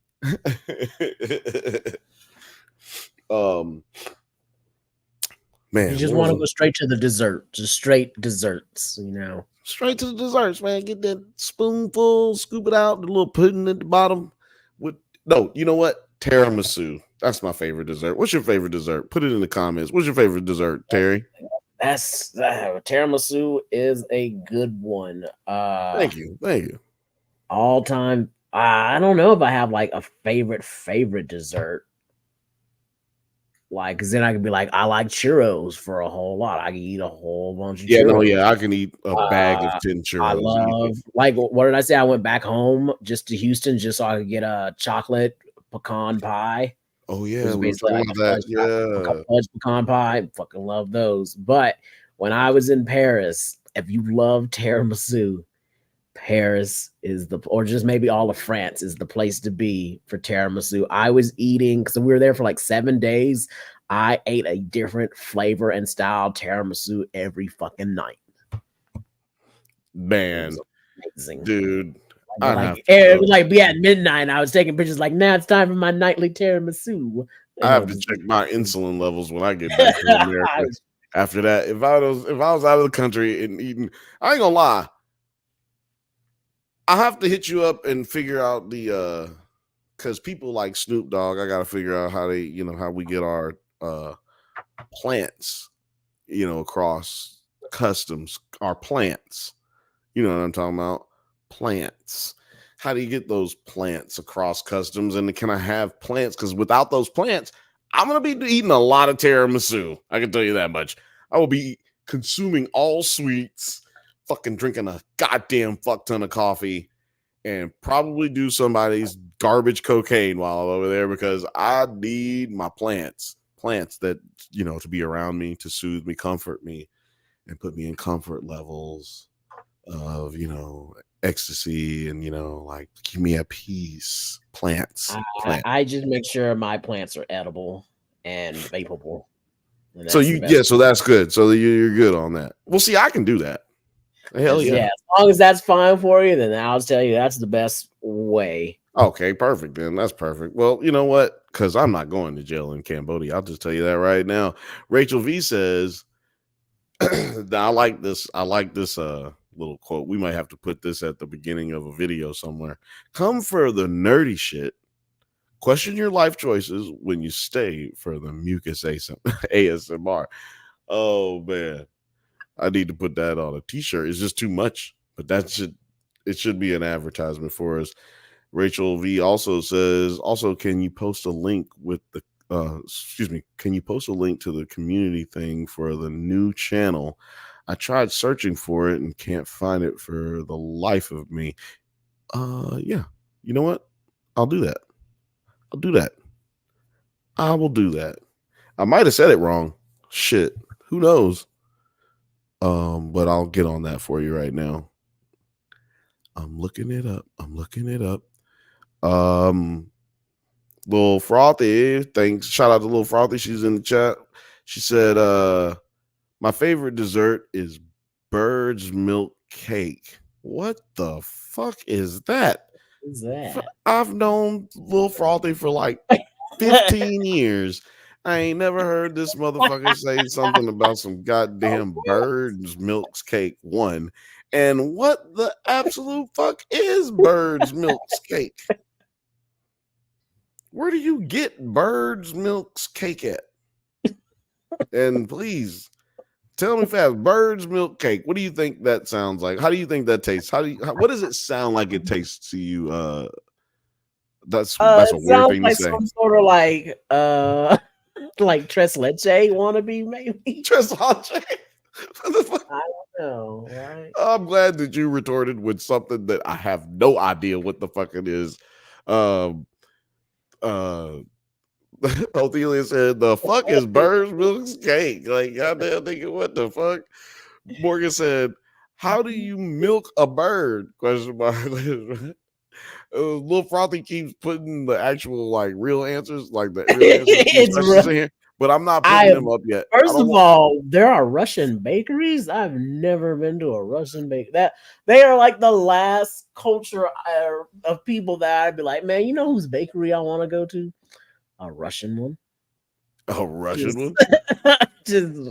I go to Korean, Japanese, Jamaican, all kinds of African ones. Let me go hit up this Russian bakery real. Hey y'all, hey, Terry, can you give me a ride over to this Russian bakery real quick? Yeah, I gotta go get me some bird milk. I go to a bunch of Middle Eastern ones, but you ain't never been to bird's milk cake? No, go type it in birdsmilkscake.com. Yep, that's it right there. Now I'm I going to don't see if they see got. it I feel either. like, well, I don't know. I feel like there's probably like a Ukrainian bakery here. We have a lot of Ukrainian immigrants from like a long time ago, so like we have a substantial population like that, I believe. But I don't know if we'd have a Russian bakery. We might. We fucking might.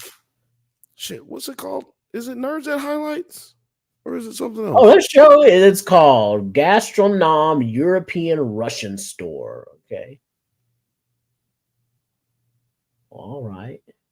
Is it open tomorrow? Oh, yeah, it is open tomorrow. I'm going to go look for this bird's milk cake. I'm going to go try it. Oh, I should wait for Monday. That way we can try it on air. Try it live. Hey, yeah.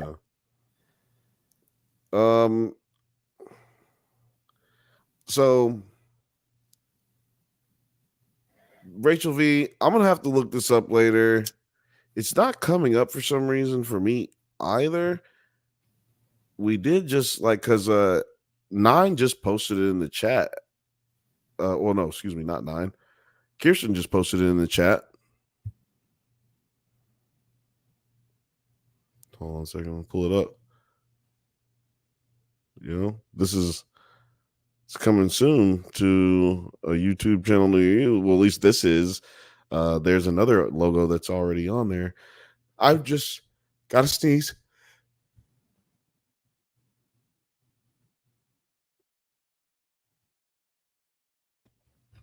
And that's me doing y'all a favor right there. Jesus fucking Christ, I almost died. So anyway, I'm gonna let Lil Frothy be heard right now. So first of all, what the fuck is bird's milk cake? Okay, what the fuck is bird's milk cake? How do you milk a bird? Well, Frothy has all the answers. Bird's milk cake is Russian. Apparently, it's so good. She said you can get it at Russian bakeries. They have it. Lil Frothy also says you're sleeping on some deep fried meats pies. That is disgusting. What the fuck are we talking about? Is that bird's milk cake? Is bird's milk cake got fucking meat pie? Is it a meat pie or is it a cake? No, I think she's saying that they also sell deep fried meat pies at Russian bakeries. God, gross. Jesus Christ. Well, actually, let me know in the comments, Frothy or anybody else, does deep fried meat pies, is that like a pie-shaped chimichanga? Like, is it like the same thing? I mean, because I like chimichangas. I don't know. Let me know. Deep fried stuff, you can probably get me because I'm Southern. Rachel V said, so that sounds like the cake version of that soup made of bird spit, but I looked up a recipe and it actually sounds delicious. That soup, I think she's talking about the Shogun soup when she talks about the soup made of bird spit. I think she's talking about that Shogun soup, but if I'm wrong, you know, it happens a lot on this show.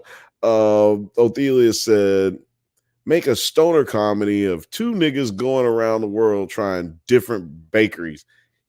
We got it. Hey, Terry, that's us. That's our show right there. That's our motherfucking show right there. That's our motherfucking show right there. Othelius, you gotta the only way we can get it done, you gotta come with us. You gotta come with us on the shit because we gotta have a third person. But we definitely, oh man, that sounds dope. I'm down. Let's eat all the craziness. Kirsten Cobb says, hey, yes, banner. Laugh out loud. She also said, like a British pastry. She's talking about, everybody's on the Russian bird cakes. Bird milk cakes. She said, like a British pastry, but deep fried? Yeah, I fuck with that. Laugh out loud. Othelia said, let's fucking go, baby. Let's go. We gotta figure out where we go first. I'm down because we are way funnier than Action Bronson and shit. We're way funnier than that. And like people won't feel bad for us because we're gonna die eventually from eating all this food. Like, I know people who literally watch just because they're like fascinated by how big he is and how much they eat. Like, didn't he lose a bunch of weight? I have no idea. I try not to keep up with the WWE that is hip hop. Morgan said, "I'm coming along. You need 4." Lil Frothy says, "First stop Chicago." Well, that's not really fair because she's just really talking shit because she doesn't like going to Chicago, and I like going to Chicago. But also Chicago has the eats of Chicago, the taste of Chicago. Like one of the top 5 food festivals in the world. Like, yeah, you might want to go check out Chicago if you're going to eat somewhere. But we're gonna go. Where should we go first? Put it in the comments. Let us know because we're doing it. I'm writing all of this shit. You know what's fun? The Texas State Fair. Ooh, Texas State Fair. If you want to do like just weird, crazy, some borderline gross fried things, then the Texas State Fair is the place to do it. Yeah, that sounds perfect. You ever had a fried Oreo?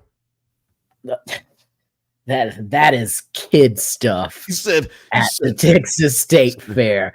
Like, don't you remember that one show where I just had to like leave early? It was like back in the early days.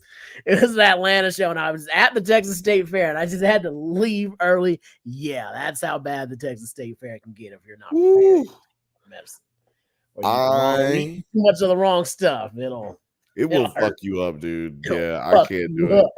If you're gonna participate in something like this with us in real life, like with us in real life and with us on video when we do this, I just want y'all to know, eat a lot of veggies and fruit. Drink a lot of water. Make sure you're good. Yeah, I'm talking about before you go.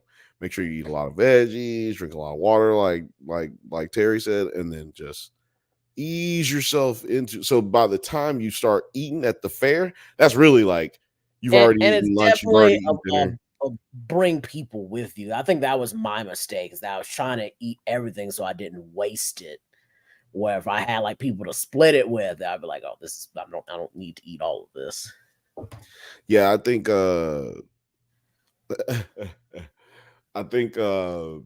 people get carried away, just like you said, like because they think, well, I just got this, I'll just keep eating. You don't have to eat the whole thing. Throw that bitch away and go get it. Because if you're gonna go get something else anyway, you might as well just throw it away and take 2 bites, throw it away. But also it's expensive, so you get a little mad about it. So you're like, damn exactly. It's little price, I can't be throwing this away. Like, which is why your advice, people pizza. Which is why your advice earlier: take somebody with you, take multiple people with you, like a group, and then you buy one, and then y'all buy one, divvy it up, and split it, and then you're getting your bang for your buck. And you get to try, and you'll be able to try a lot more too. Exactly, you'll be able to try a lot more, and even if you were able to try all of them without splitting it up, you're not gonna get sick.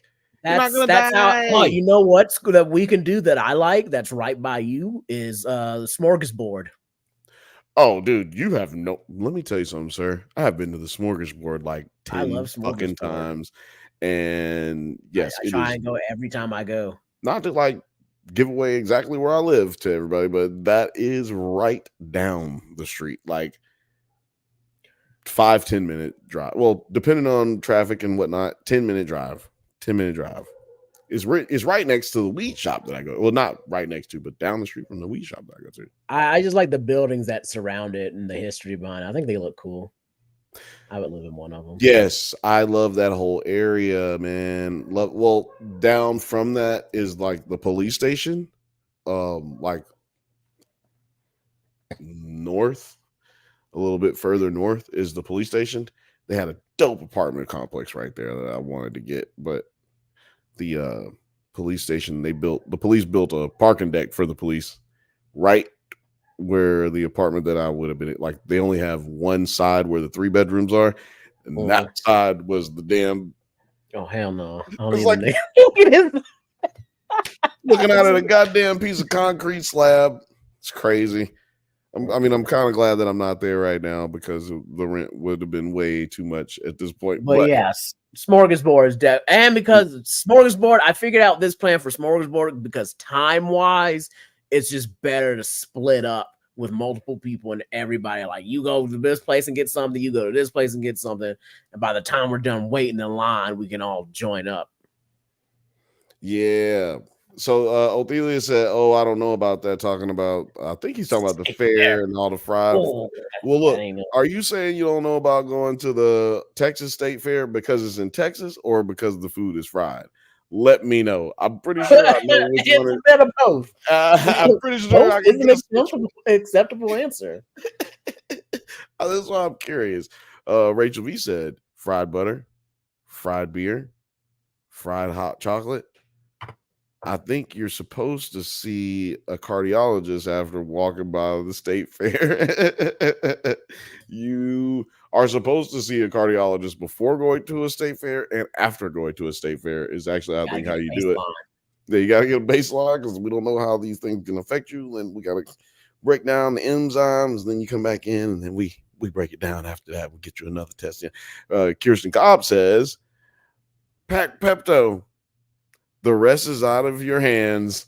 Yeah, so last year they had deep fried pho. Like, you're talking about deep fried Oreos. They're deep frying pho out here. Well, how does that work, dude? How does that work? There's liquid in pho. Like, how do you fry pho? It's all the ingredients in pho, and they wrap it and they fry that, and then they give you the liquid parts separately. Oh,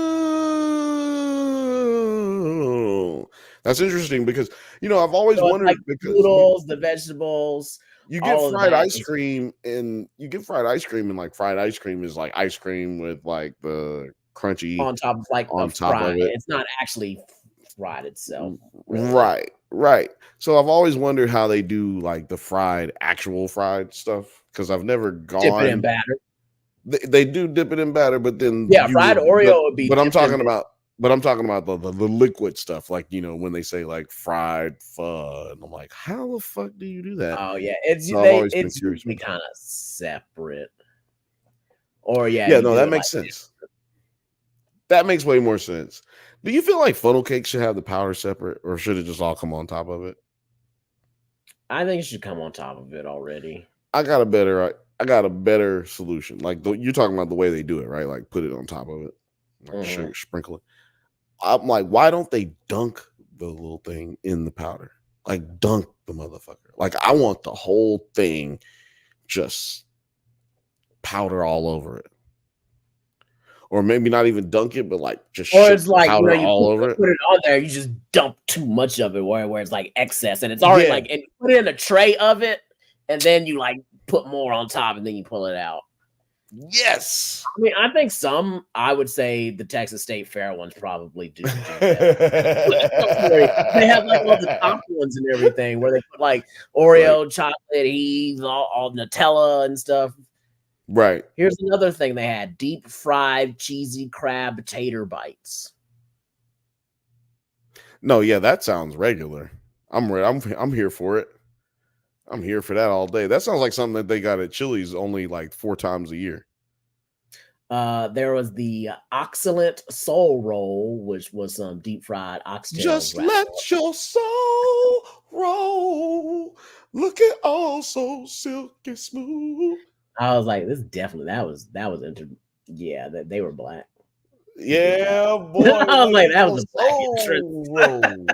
They was black or Filipino, goddammit. Let your soul roll. Cooking oxtail, like they was black. Oh yeah, man. I love oxtail. When I was a kid, oxtail was actually cheap. It was like it was still a nigga food. Right, it was. I didn't even really like eating it. It was cheap. But like now everybody fucking loves it and it's expensive as fuck now. Yeah. Like they got the Jamaican trailers out here. They're charging like $20, $25 for a plate with some oxtail on it. Easy. You probably get actually here $28, $29 for like some oxtail, a plate of oxtails and some rice and beans. Easy. And then like that's it, like, and then like you said, it's like a food truck or a fucking like real hood ass spot. Like, Yeah, exactly. like, god damn, dog. Who? And then you go to like I remember the reason I remember them being cheap is because my dad used to buy oxtails all the time. My grandma was And buying them. man, yeah, and then like that's like the shit that my dad got when we was like broke. Like, you know what I'm saying? Like, I'm gonna go to the Southeastern Meats. Shout out to Southeastern Meats in Birmingham, Alabama. I'm gonna go to Southeastern Meats and go grab me some goddamn oxtails. Nigga come back with like 25 packs of oxtails and put some pork chops, 20 pounds of shrimp. Well, they was And he all was like, throwing yeah, out- my grandma would have a deep freezer full of them. Talking about, Yeah, well, they was exactly. on sale. You want to take some home? Yeah, exactly. That's how you do it. You know what I'm saying? Othelia said, we should have never let white people find out about oxtail. Never. We should have never let white people find out about oxtail. Let me tell y'all something. I love y'all, white people. I love white people. I love every people, right? Let me tell y'all something. If I'd have known that somebody in y'all community would have found out about oxtails and made them motherfuckers expensive, I'd go back in time and wipe them all out.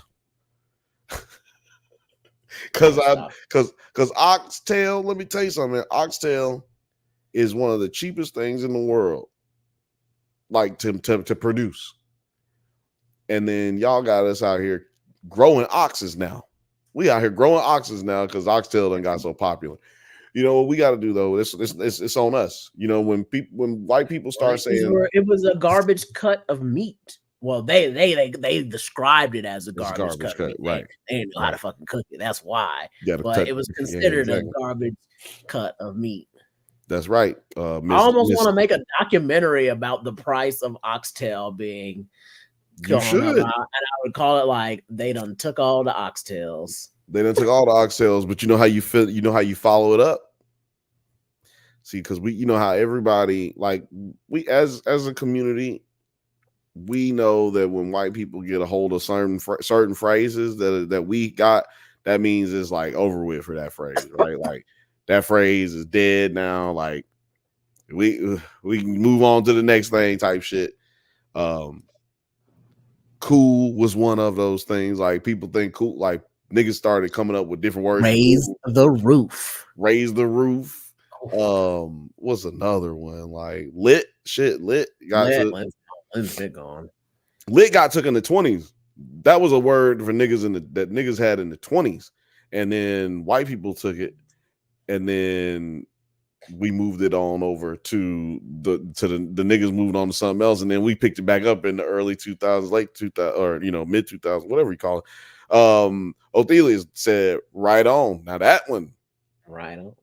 That one right there got took by Whitey, took back by Negras, then it was took back by Whitey again, and I think it might be on its way back to Negras again.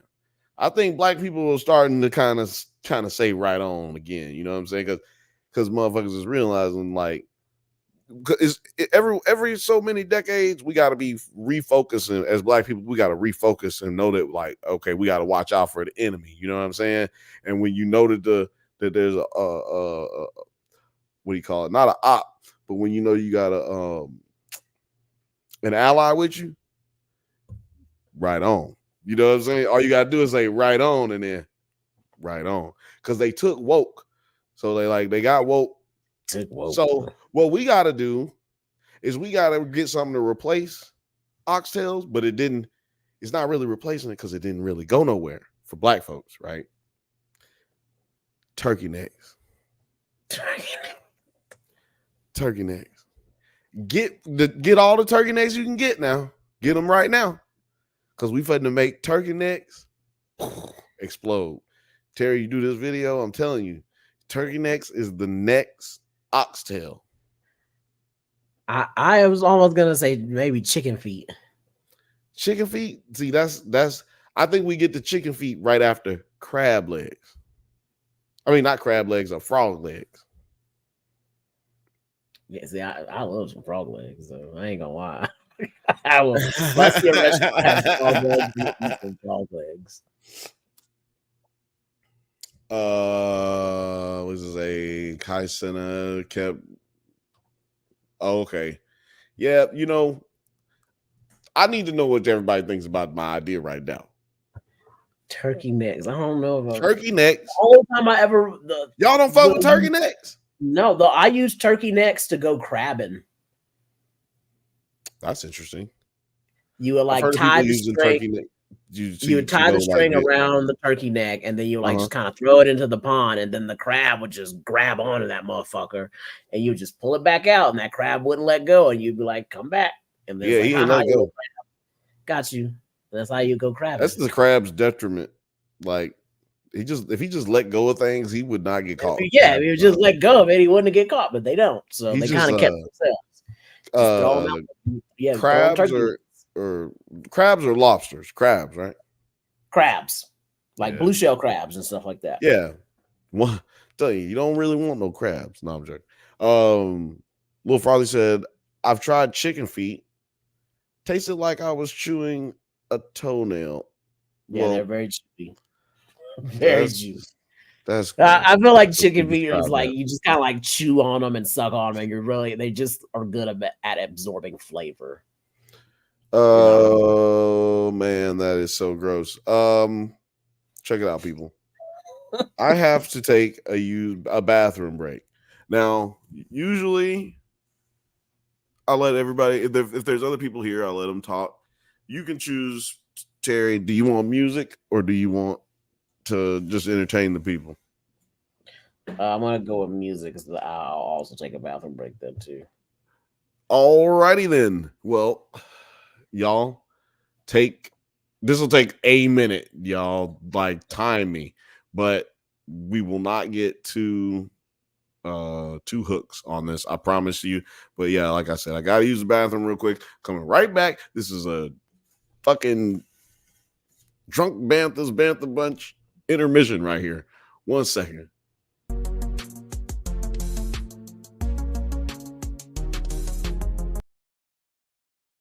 You know what? That's whack. I'm gonna go ahead and play this one right here. At risk of something bad happening to me.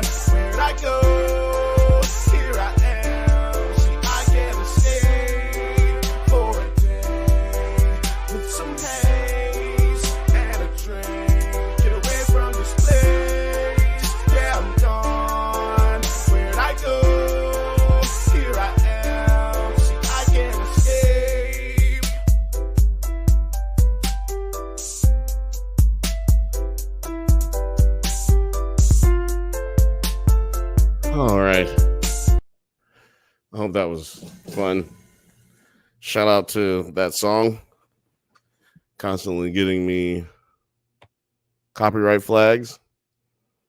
Because YouTube doesn't understand that I am that person who is singing. That is I Can Escape by Into Never. Y'all can go check it out on all of the streaming services that you use to listen to music. Nerds at Highlights. So that is it, Rachel V. That is it, everybody. Nerds at Highlights. That is our new channel. Check it out. Nerds at Highlights says, what do y'all think about TikTok ban? The TikTok ban. Do you think it's going to get banned? I'm gonna come back to that. First of all, we gotta talk about these turkey necks. Turkey necks in collard greens instead of neck bone. pork neck bone instead of pork neck bone, turkey necks, and collard greens. Yes, that's exactly how my grandmama did it. She do turkey necks in the collard greens, not pork, because she was like half Muslim, half diabetic. So she she couldn't do all that pork and salty shit at a certain point, at a certain point in her life. But she cooked pork all the time. Like, don't get it twisted. I want to say, it was turkey necks and collard greens and stuff. Yeah, that's a player move right there. Easy player move. Now, before we move on to our next topic, I do want to address this question that came up here in the chat by Nerds at Highlights. What do y'all think about the TikTok ban, and do you think it's going to get banned? Terry, I'm gonna let you go. I'm gonna say this real quickly, and then I'm gonna let you go. I don't think it's going to get banned. I mean, I don't think it's gonna get banned, but if it does get banned, it kind of deserves to get banned, and it's gonna get banned for none of the reasons that y'all hear on television. And I'll go into that deeper in a few. But Terry, how do you feel about the ban? The possible ban, and do you think it will actually happen? Do you think it'll go through? I think they're gonna because you gotta think about the TikTok market itself is a whole lot larger than just America. So they could probably take the ban and be like, okay, who cares about y'all? We still have all this other market share we can get from. But I could see maybe them possibly selling to an American company. But I don't know. I feel conflicted about it. I don't really. Well, what are your conflictions? Yeah, that's. Yeah, well, wait. You want me to go and then tell you my conflictions, and then or my thoughts, or do you want to give your conflictions first? Oh, you can go first. Because see, I just feel like people don't understand that it's not the whole thing's not based on is China stealing your data or your information or anything like that. It's really more so that without them doing the things that we want them to do, then basically they're a publicly traded company that cannot be held to the SEC regulations that we have in this country. So they can make a fuck ton of money off of the backs of Americans, but they can fuck over a whole bunch of Americans. So let's just say that they're embezzling money, inflating their stocks, making it harder for people to get paid off of TikTok and making it harder for people to invest in TikTok.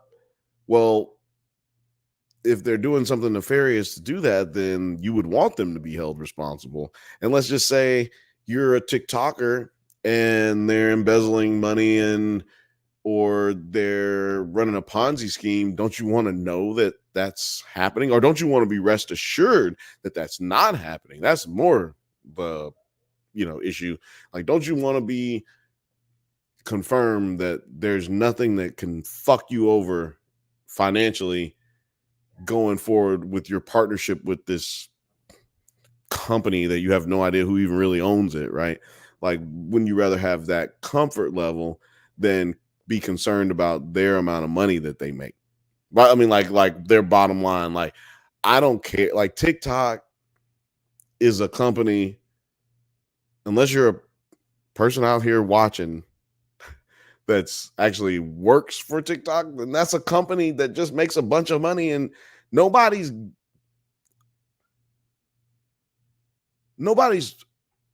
guaranteed any of that, in life. Like, that's not something that you're privileged. Like, you're privileged if you get it. You're blessed, if, as some people will say, but it's not something that you are supposed to have. You know what I mean? And I just think that that's the way people are looking at it right now. Like, it's my right to have TikTok and speak my mind. Right. They think these things are like written into the Constitution. So that was a good point. I didn't know it from that back that they were actually capable of doing that the way the company was structured. I didn't know that. That is like, and they can't.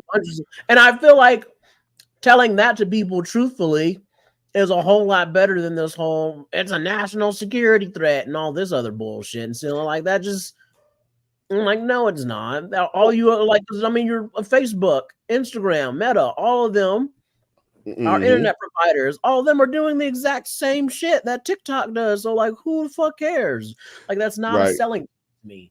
My whole thing was I was thinking they really wanted to get rid of them because they are getting this marketing data that China and other companies would have to be paying American companies for. And they want to be the middleman between this data. And with TikTok, they are not getting that middleman money anymore. So they want them to sell it to the American company and be like, no, you can't be making money off your marketing data off of this. Because that's the real data that they get. It ain't nothing else. What kind of strategic element they going to get from knowing that I need a new bidet or some bullshit like that? Exactly. No, it's actually... They're just going to try and make it for me and sell it to me. It's absolutely ridiculous, you know, but we did have that kind of overreaction when we found out that Facebook could see our information, that they did have all of our data. Like, we had that kind of reaction immediately, right? Like, oh my God, like they can see my whole porn collection, and like, oh my God, they know. We started pasting some little message that said Facebook doesn't have my permission, and that solved it. It made people feel better, right? Exactly. Yeah, it made people go, oh yeah, it's fine. I signed off for it. Because I guarantee you people still just sign their shit away. Like, yeah, okay. I still see them sometimes, and Facebook does not have my permission. I was like, man, you still look, you gave them your permission a long time ago, man. If you didn't want them to have permission, you would delete your account. But like, to your point, that information, the reason that Facebook has it is because they bought it. It's not because they stole it. It's not because they bought it. You gave it up willingly to somebody, and then somebody sold it. That's it. And whatever information we're giving them all this data for them to make money off of us. Well, that's why I don't think that that's why I know it doesn't have anything to do with that. That's why I know that that's a political tool being used to garner votes on whatever side, one side or the other. I'm not speaking to which side is for or whatever, but or who it benefits. It's almost pretty bipartisan if you look at the votes. Yes, it is bipartisan. The craziest bipartisan, where it was like to see the people who are against it was wild for them to be together, and to see the people who agreed on it was just wild. Do you know why they agreed and disagreed? Like, so Republicans wanted for varying reasons too. And I was like, Republicans like when you say 2 + 2 is 4 and 3 + 1 is 4. Yeah, Republicans want to get rid of it because they believe that it helps perpetuate liberal idealism, like George Floyd and all that stuff. Like, they feel like Black Lives Matter and all that stuff is expanded like through the use of TikTok and spread through the use of TikTok, as to where the Democrats just started fucking hating it not too long ago. Because I don't know if people remember, Trump tried to get rid of TikTok when he was in office. He sure did. He was the Democrats were like, you know, like they were like, yeah, I don't really fuck with TikTok because social media is bad, but we don't know, you know, like whatever, we don't know anything about it. But when this Ukraine shit started happening, this Palestine shit started happening, now Democrats are like, hell no, y'all gotta get this goddamn TikTok up off of here. Like, get that shit up out of here. But I still think it's crazy because it's like, well, I still see stuff on Instagram and YouTube that show me the same stuff. Like, I don't. Yeah, but they don't have TikTok. That's what I'm saying. TikTok lobbyists aren't out here paying the money that these Facebook lobbyists are, that Microsoft lobbyists right. That's what I'm saying. It's like they're not paying their money. YouTube lobbyists are. That's the problem. And that's their problem, because they don't contribute to our GDP. They're not paying that money. Like, that's exactly what I've been thinking. And 100%. Put it like this, people. Put it like this. YouTube, who pays YouTubers like ourselves, right? They have to follow the laws in the United States of America when paying us, because they are a company created in the United States of America. Actually, it's a merger of two companies that were both created in the United States of America, because sometimes you have an outside country buy another company that was here. But this is a situation where two companies that were born and bred here, two intellectual properties that were born and bred here that nothing like it existed before. Now, boom, they're together and they make money, and they want to employ other people and contract other people to help United States citizens make money, right? And then later that expands to other countries, but we're just talking about the origin. Well, you know for a fact that you have backstops in place to help take care of you if you get fucked over by YouTube legally. But you cannot guarantee those things with other companies outside of this country, because a lot of the times they don't have to adhere to laws that take place here. I mean, 99.9% of the time they don't have to, because they're not here. They live in a different country, and it's all on the internet. So because it's on the internet, like, you may feel like you're good to use it because it's in a browser and it's not on the dark web or anything like that. It's not illegal. So you feel like you're good to use it and trust them. But we take for granted, not advantage, but we take for granted those things that we have, those backstops that we have in this country, because we don't grow up learning about that shit in school. We just know, hey, I'm good because they gonna go to jail if they fuck me over, or I can sue.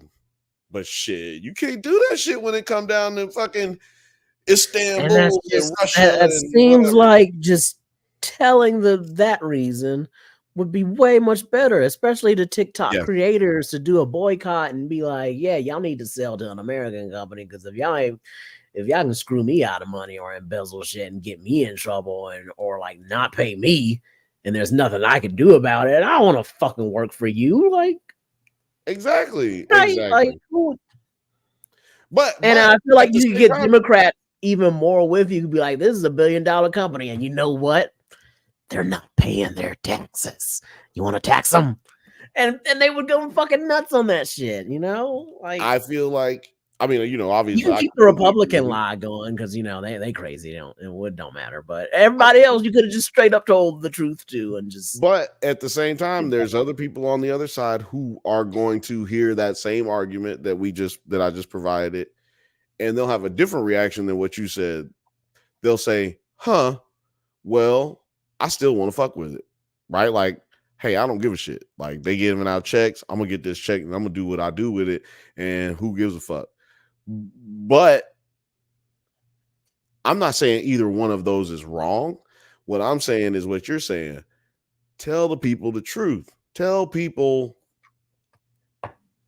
like exactly the reason that you're fighting against something, instead of trying to convince people that it's the reason that you're trying to get rid of something is the reason that they want.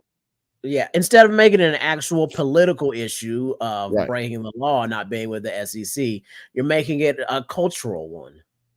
Right. And where there wasn't one before is what I was saying, is like you're creating this culture of people who dislike or like this one thing when people really weren't even fucking paying attention to it like that. Like, people use TikTok, but they're not thinking about it like a matter of national security, like, which it is. It is a matter of national security, but not for the reasons that they're explaining to you, because they want to exclaim about how it is dangerous because of your data, because they have to personalize it to make an American citizen give a fuck, so that they'll go and vote on things, right? So that they'll realize that I did something for you. As a politician, not only do I need to do something for my constituency, but I have to do something for my constituency and make sure that they know I did it, right? That's the whole point of a stimulus check. A stimulus check is given out with a fucking signature on it.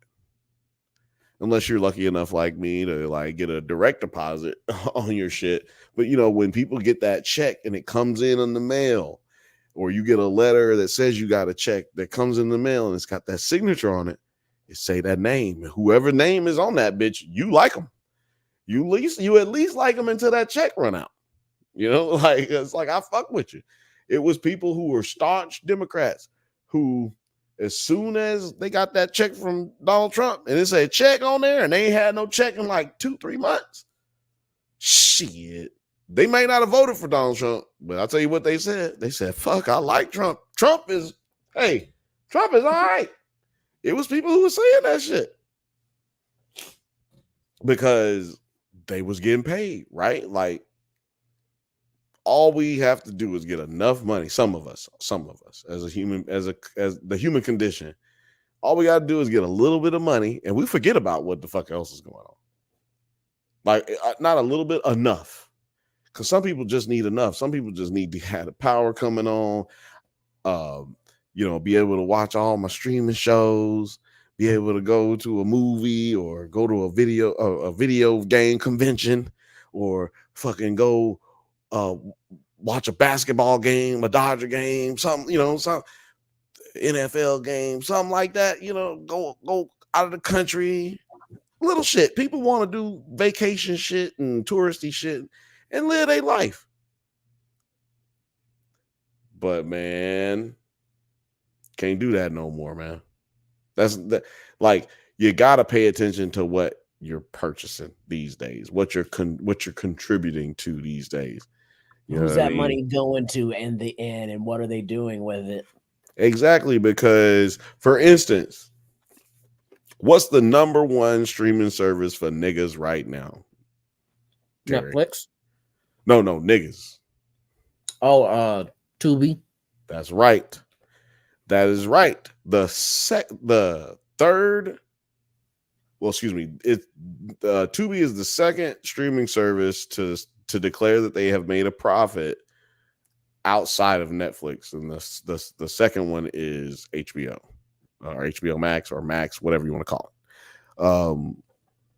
But they're the first two that make a profit other than Netflix in the entire time that streaming services have existed. So no streaming service has actually turned an entire profit until 2024. We've talked about that several times here on the Bantha Bunch, but I just want to make sure everybody who's listening, who hasn't heard that information before, is caught up and is rolling with us. You know what I'm saying? But Tubi is owned by the Fox people. What's his name? Come on, chat. Murdoch. Yeah, Rupert Murdoch. Rupert Murdoch owns Tubi. That nigga own Tubi. That nigga own Tubi. So you are here watching Tubi. You giving your money to Tubi. It's because there's certain people. I think there's. It's a BET all over again. You can watch Tubi for free, but I think you can pay for Tubi as well, if I'm not mistaken. Now maybe I'm wrong. I've used Tubi 3 times in my life. Once to watch the PJs, once to watch Battlestar Galactica, and then that was before Peacock existed, by the way, just for y'all who gonna try to come at me. Look, before Peacock existed. And then the third time I used it was so that I could watch my cousin's movie, The Setup. The Setup. It's on Tubi. Watch it, but be aware that you contributed to racism. But also watch my cousin's movie, The Setup, starring Black Watch, Derek Barganier. But anyway, it's a real hood movie, by the way. Othelius. It's a real hood movie, nigga. Oh man, I wish I had. Anyway, I'll look it up later. But anyway, you probably already know about it. Yeah, man, you got to pay attention to where your money is going, because honestly, there's almost, it's kind of like if you're a baseball fan, right? But you know you like baseball, but you ain't watched a game in a long time. You know, there's a lot of games. You ain't really even got a team like that. Like city you grew up in ain't got no team. You just kind of like, but you want to, and like you end up getting to be really good friends with the people at work, dudes at work, and the girls at work. They like to do fantasy baseball. And you're like, yeah, you know, I grew up playing baseball. I know about baseball. I watch baseball. But now you ain't been watching for 5 years, nigga. You don't know who this player went to. And let's just say you didn't watch a year, man. Like all the players done changed and niggas done made trades. Niggas hurt. Niggas retire.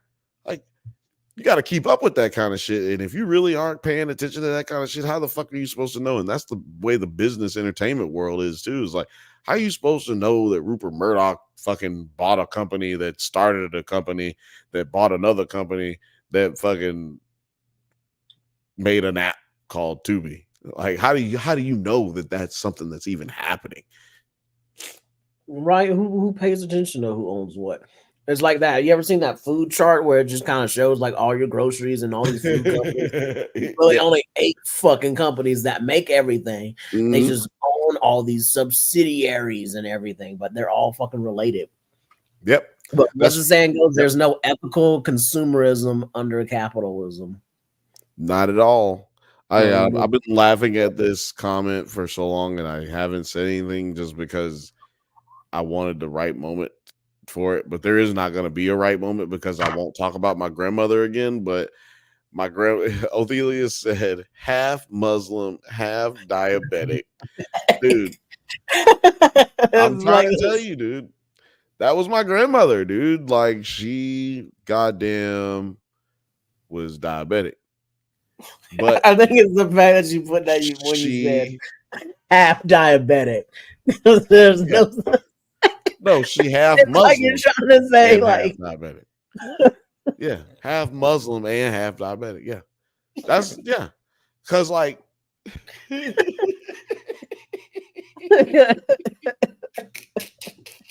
Well, is she diabetic on her mom's side or dad's side? That's what I need to know. I guess that's the question right there.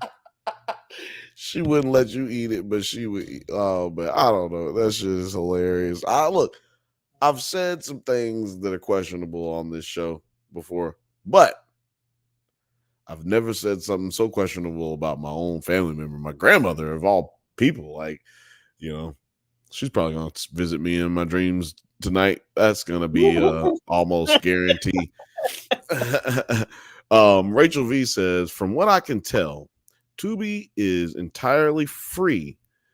They buy up things that have cheap licenses and play a ton of ads.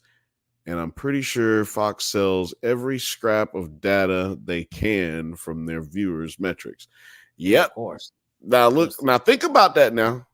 Hold on. It's probably like the perfect ad machine. I bet if we watch Tubi right now, it would show us something that we want to buy.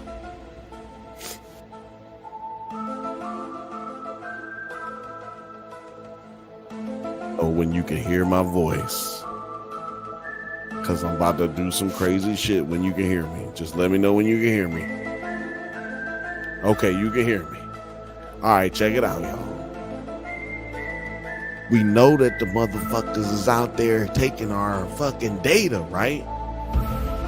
But what we haven't thought about is if Fox is taking your data and they learning things about you, you're like, no, I'm not a customer. Fuck Fox. I don't fuck with Fox.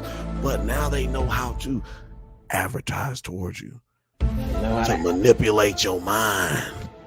You know what I'm saying? Now I can play mind games with you and have you buying Drake CDs and motherfucking playing it with your grandmama and telling her that she needs to twerk and then telling you buying pillows on TikTok because you haven't been sleeping right, and it somehow says that this pillow will alleviate the shoulder pain you somehow been having, and looking up and Googling shoulder pain and sleeping, and all of a sudden TikTok has an ad for a pillow that you bought and are waiting for the mail. That's right. You open up that pillow.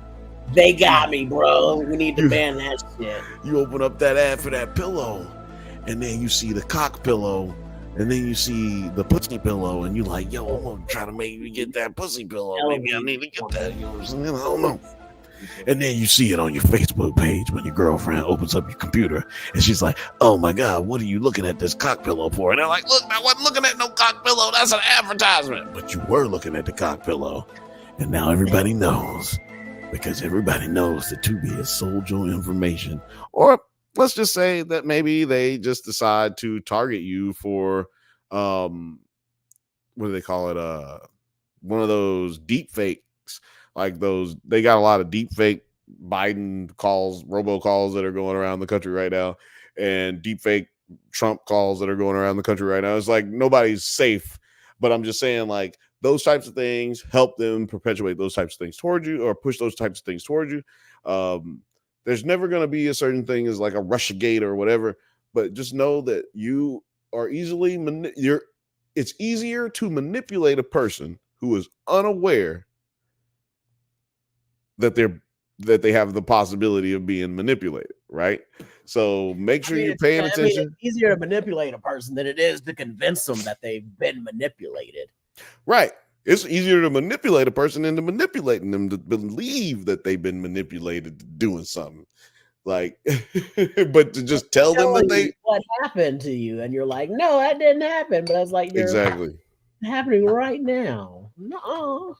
It's like a person who tells you they don't argue, but then they but I'm not arguing with you. I don't like to argue. Don't argue. Oh man. I'm not angry. Rachel V also said it's that big marketing rule. If it's free, you're the product, not the consumer. Get it through your head, y'all. If it's free, you're the product, not the consumer. Rachel V says also, Rachel V also says, I don't like to argue, so I just admit I'm right. That's hilarious. Put that on a t-shirt. What comic book related thing can we put that on a t-shirt with? I don't like to argue, so I just admit I'm right. Maybe a Star Trek with Data on the front. It just says, this is Data. I don't like to argue, so I just admit I'm right. I don't know. It sounds like a t-shirt that you would see a girl wearing, like a stripper in the daytime, going to the weed shop. Y'all know what I'm talking about. A stripper in the daytime, going to the weed shop. Definitely someone who calls their significant other daddy would wear that. Hello.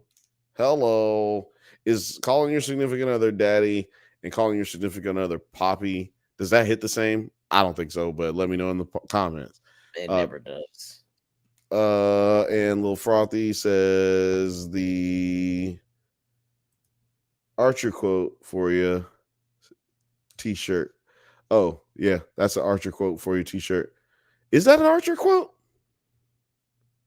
I don't like to argue, so I just admit I'm right.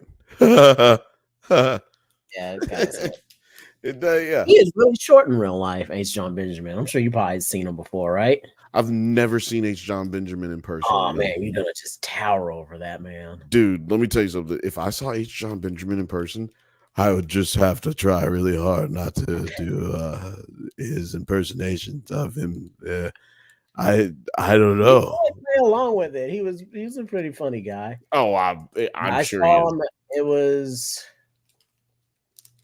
was for Archer, like season 3 or something, early on. Jealous. Archer, and he was at TV Fest, and I hear him and Lucky Yates. Apparently, I didn't know if it was actually them. I hear them talking to each other, and I'm like, "Oh, sweet! They're watching Archer upstairs.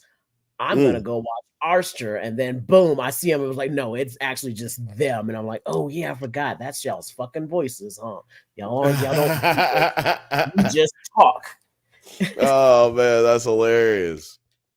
Yeah, I think Sarah was just like, she heard Archer when she read this quote from Rachel, because I just have painstakingly made her watch every Archer episode that there is. And we came to a conclusion that I am Archer and she is Lana. It's just how our lives have been for a very long time. And damn near the entire time the series was on television. And like I even do like the yell her name 3 times type shit. All of it. Like it's so weird how much I am like Archer. I'm definitely not Archer. Y'all calm down. I'm not Archer. But even Morgan will tell you before I even met Floppy, like I am very weirdly Sterling Archer to a certain degree. But I could not tell you how much I would love to meet that motherfucker. Oh my God, y'all. Go bug him. Bug the hell out of him. Tell him he needs to come on to the podcast and we could talk we could do like Archer offs, Archer back and forths. The 5th Bantha Morgan says he can verify. I'm trying to tell you, man, I can do it. I am Sterling Archer. Now that might freak him out though, if I said that. Like it's I'm like you. I'm almost like you. I don't like to argue, so I just admit I'm right. Yeah. I gotta get him on the show, man. Like Rachel V said, he absolutely needs to come on the show. Now, before we move on, I just want to say thank you so much for everybody who's watching. Jesus fucking Christ, I can't believe y'all are even hanging out with us right now. But we appreciate every single one of you. If you're watching from Drunk Bantha's channel, if you're watching from Nerds at Night, or if you're watching from the artist formerly known as Twitter, Drunk_Banthas on there, I just want to say thank you. Please like it, subscribe. If you're on Twitter, like retweet it. It really helps. It really, really helps. I know people say that and you hear it all the time, but honestly, for people like us, it really helps us financially. It really helps us physically because it helps the channel grow and it don't cost you nothing, brother. It don't cost you nothing, big dog. So imagine if you haven't liked right now and you sitting here listening to me talk about it, going through this real passionate like that. That means you ain't shit. If you don't want to like right now, you just a hater. I have to believe you's a hater. And I know you're not a hater because you're watching us right now. And it's all love, baby. So go ahead, like, subscribe, hit the bell, and share this shit with somebody and comment and join us in the chat. You know what I'm saying? Some people nervous and don't want to say nothing, but you can just say hi if you don't want to talk. You can just say hi and we will talk back to you, brother. Rachel V says you can probably do the Archer voice better than him. Hey, I'm talking about.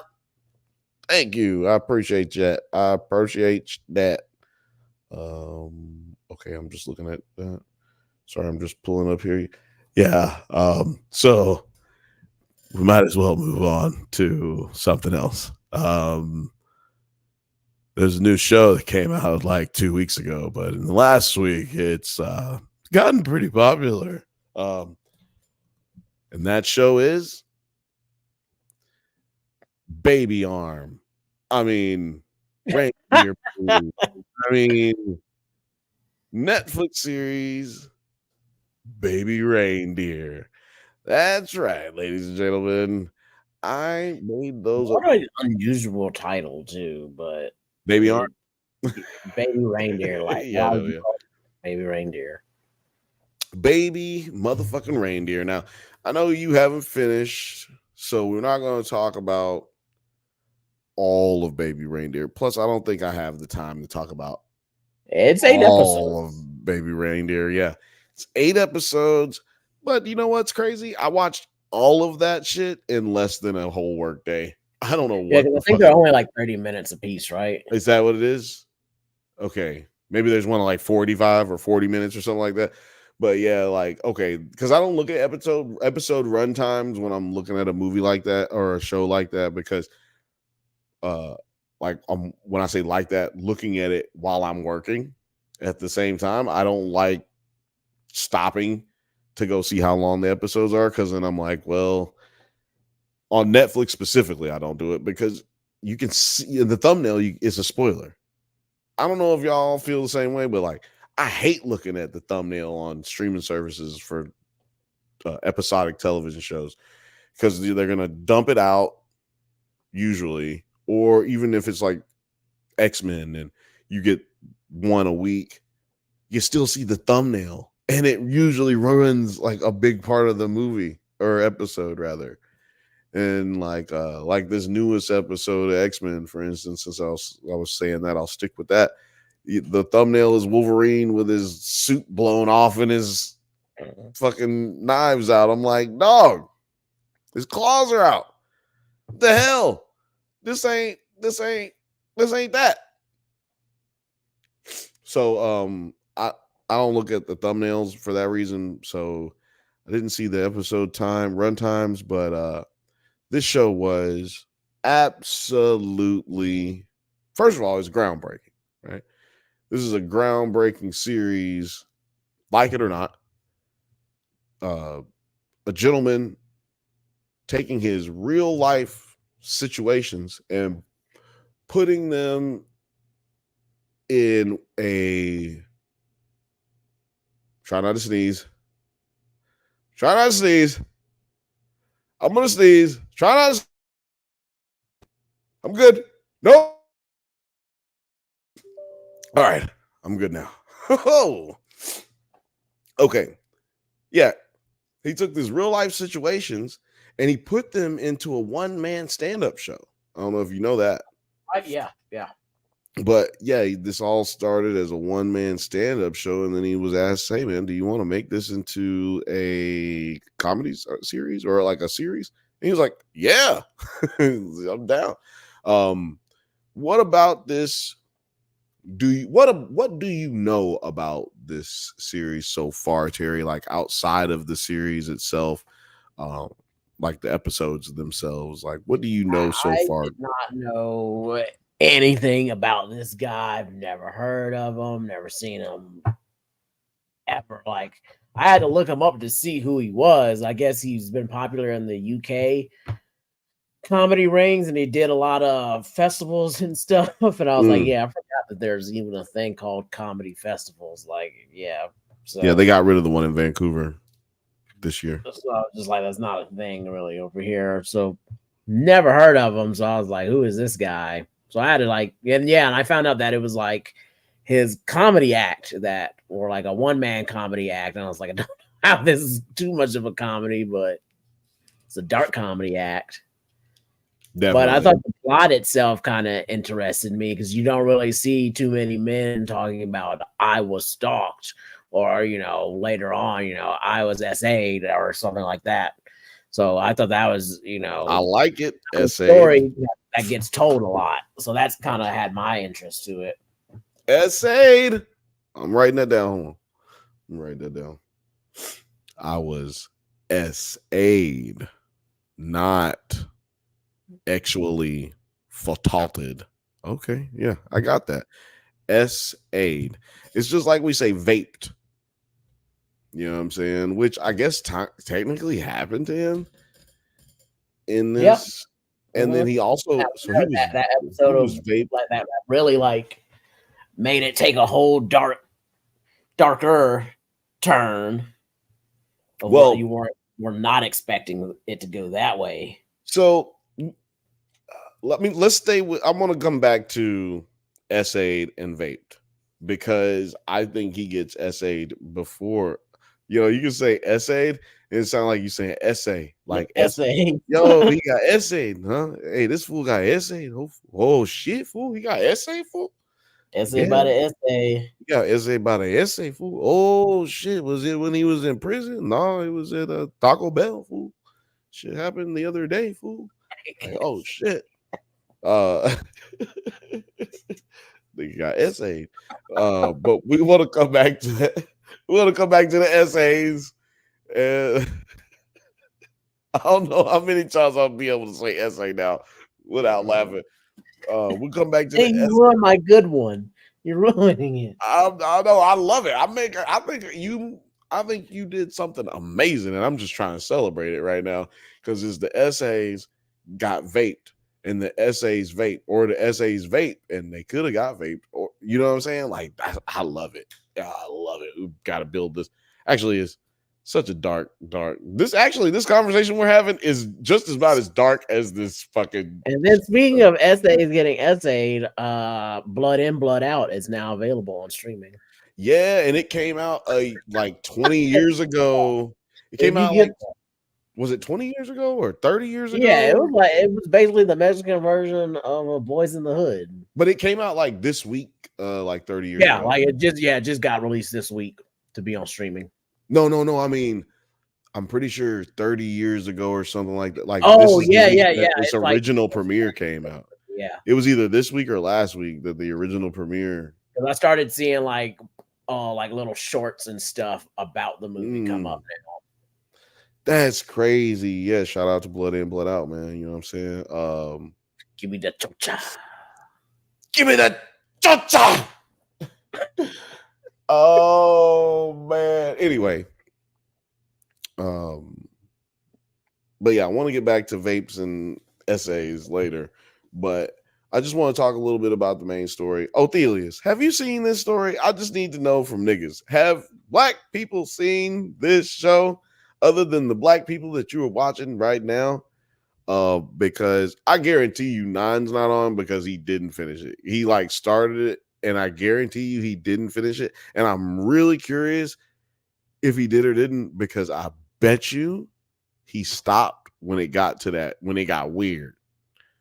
You know what I'm saying? I bet you he was like, whoa, I did not think this is where we were going. I need a pause break, because it was already weird going up to that, and then like it's like heavy. I shouldn't say weird, but it's like heavy leading up to that, and then all of a sudden this shit happens. You're like, yo, son, I need a break.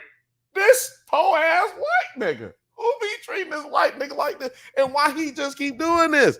So just so y'all know, the way that this show starts is there's this terribly garbage comedian who's just trash, like not a good comedian at all. Prop comic at that, not just any comic. Prop comic. Yeah, I mean, look, and we all know the prop god is Carrot Top. That's it. Yeah, if you ain't Carrot Top, you just stop. And if people who like Carrot Top don't try to be listening to Carrot Top all the time, like, relax, dog. You know what I'm saying? There is no Vegas in London. There is no Vegas in London. Put that on t-shirt. Jesus Christ. Anyway, so he works at a bar. He's a terrible comedian. This lady comes in. They say she's older, but they kind of look the same age almost, I guess. But like she's supposed to be. She's supposed to be older.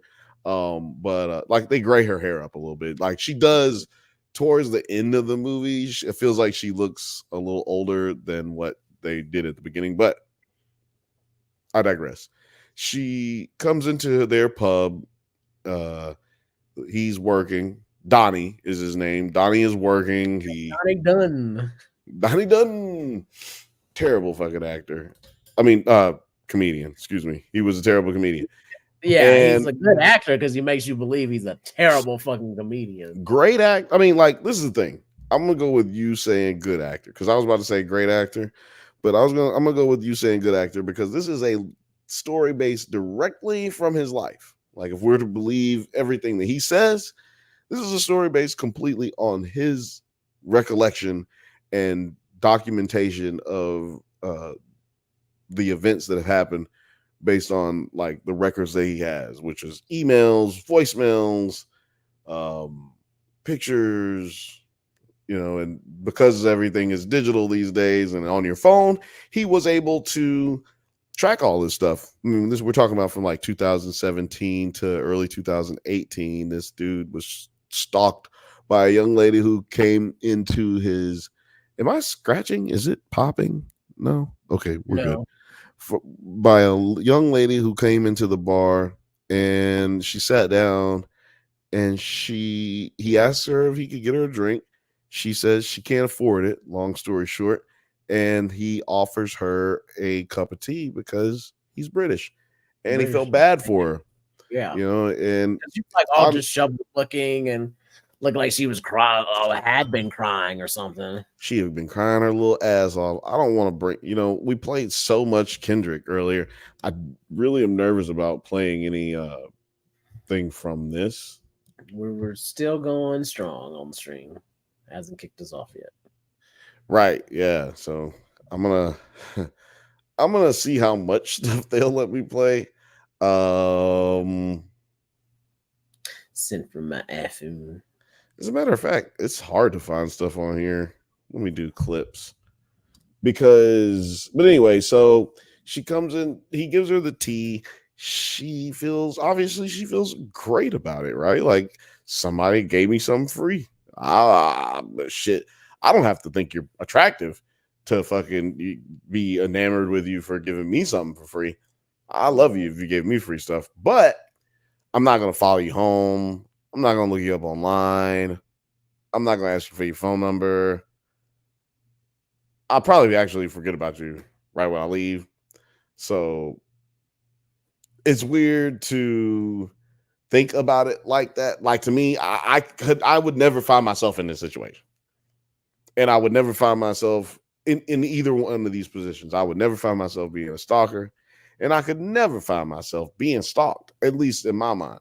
Because I'm not going to lead nobody on. You know what I mean? And he does talk about it in the show. Right, there's just like a lot of things where what he's doing where it's just like, especially when his, I guess, ex-girlfriend at that point, or then girlfriend Terry, kind of like, because she's a therapist, straight up calls him out like several times, being like, I think you like this because she sees you the way you want to be seen.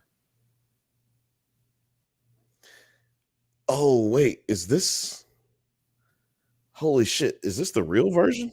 Hold on. So,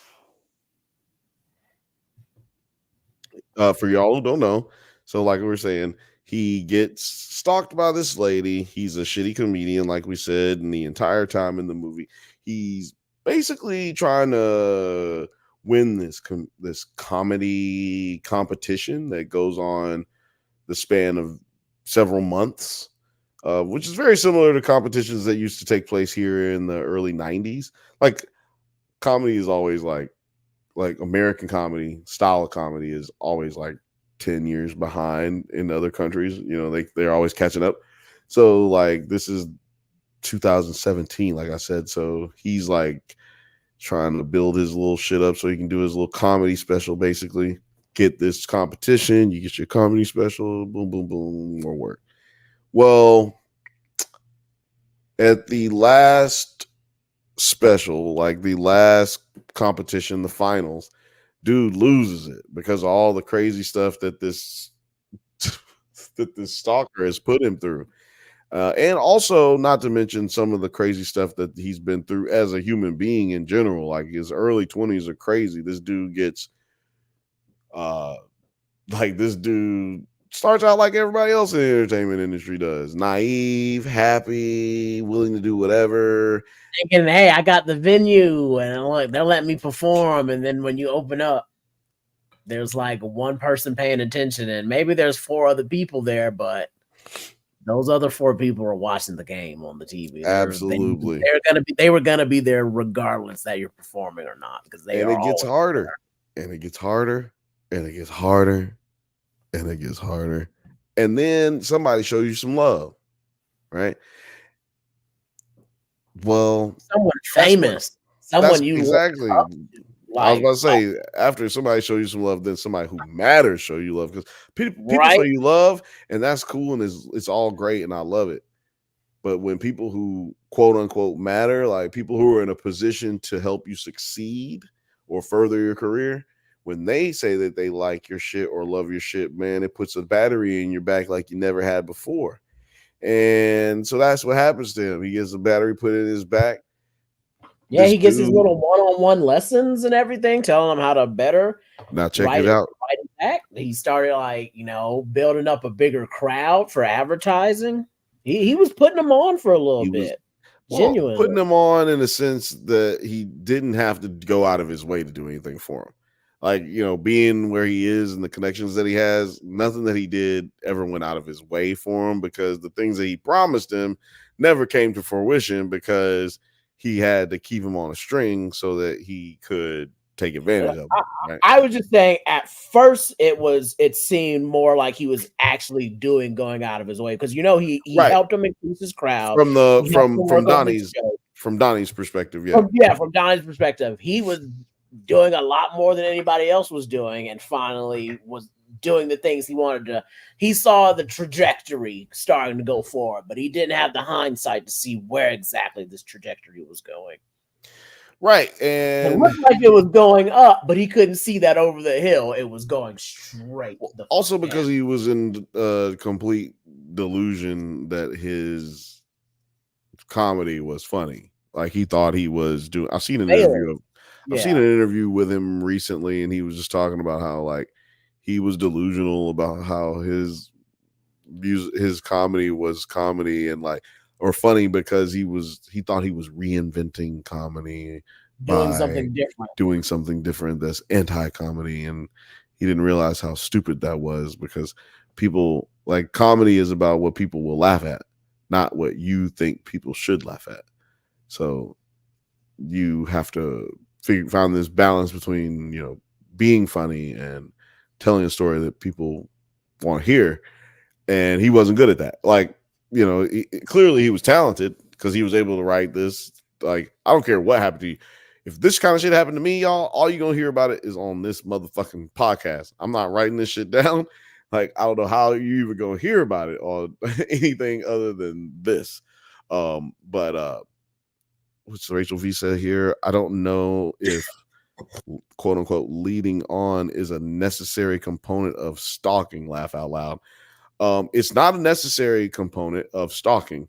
I'm glad you got to that point, because what he did was he didn't necessarily lead her on to that. That's not what kept her stalking him or led to her stalking him. What led to her stalking him is he knew that she had developed feelings for him very quickly, like in months, hours, days, weeks.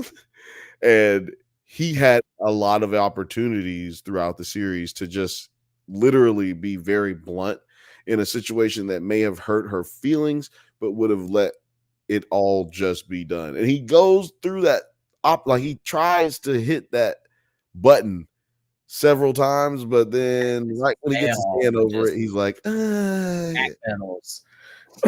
But I mean, it's not saying that even if he would have done it, it would have stopped the stalking. No, but right. He definitely didn't help out his situation, because he felt like he needed but it. I think in a way that a normal person would try and react would be you would see these signs, and I would say you would try and shut this down as soon as the fuck possible. Mm-hmm. You see that these are red flags, because her red flags and everything are pretty just fucking obvious what they show them, and it goes to the point of where it was like, yeah, he kind of liked that attention, but then you finally figure out why he was liking that type of attention and what all happened to him. That's what really like throws him for a whirlwind. And what Terry's referring to, y'all, is we found out that our main character, or the testicular character, he was, like we said, we insinuated earlier, he was vaped and SD'd and vaped by the writer that he met, this dude who's like, I can't remember the fake name of the fake show that they said he was a writer for, but let's just say the real one that he was writing. Let's just say he was writing for Top Boy. Okay, and yeah, we're not gonna say that. I love that show. God bless Drake. God, fuck you, Kendrick. You didn't bring back no TV shows. You ain't got no TV shows. Oh man, yeah, it was a comedy show. I don't know what it was supposed to be. People are like making hints of who it could have been and all this other stuff. Oh yeah, it's easy. We could easily figure it out. You know what I think is not necessary? Like me doing it for free. That's what I feel like. Like there's somebody out there on a Reddit right now combing the earth for that shit, and we'll have it in a couple of weeks. But right now, And if I'm not mistaken, the real lady that this is about came out and spoke on this not too long ago. I was about to post that. I forgot to post that in the chat, but yeah, it says like she's trying to sue because people are bothering her, and I was like, "How? No one would know it was you." Yeah, bitch. All you gotta do is say it ain't me, you goofy ass bitch. No one knows it's you. Like you doing this lawsuit means everybody's gonna know it's you.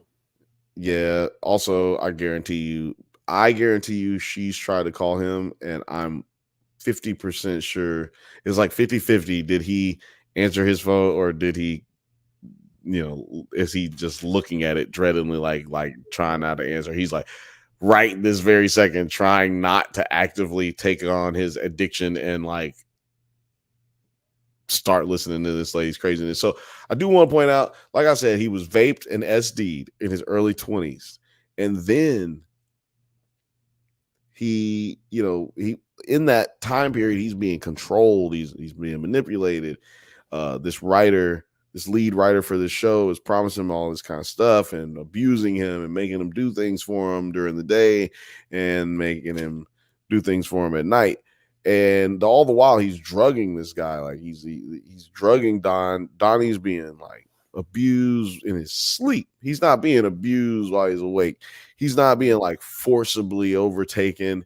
He's not being beat up. So all of the things. When I heard the drugs he gave him, was like, "Don't fucking do that. Do not do that one." He was like, "The first drug he does is GHB with Molly, ecstasy, and GHB." I was what the fuck? Who does those together? Like, you don't know what that does. Don't do that. Who? As a matter of fact, like as soon as he said those two drugs, I was like, "Yeah." Have you ever done GHB outside of the United States of America? I've never done GHB inside of America. Okay. It's just I'm just curious. I've never done it either, I've never done it either. But it's funnier if I ask you if you've done it outside the country before I ask you if you've done it inside the country.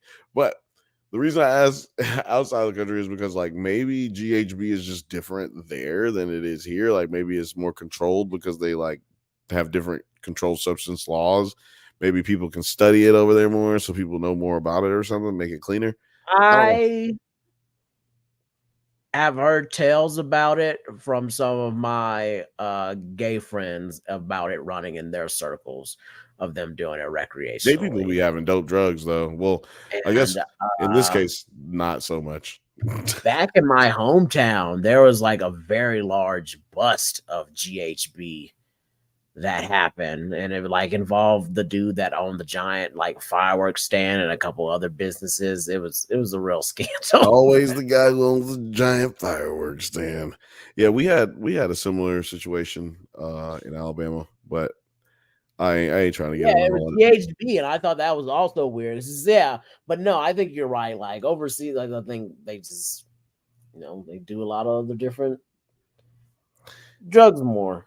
Yeah, and because I've never heard of someone coming up. I was like, that's weird. I've heard somebody saying like, "Oh, I did some cocaine. I did too much. I'm gonna take a Xanax and come down." Like I brought a Xanax with me so that I can take this. Makes sense to me, right?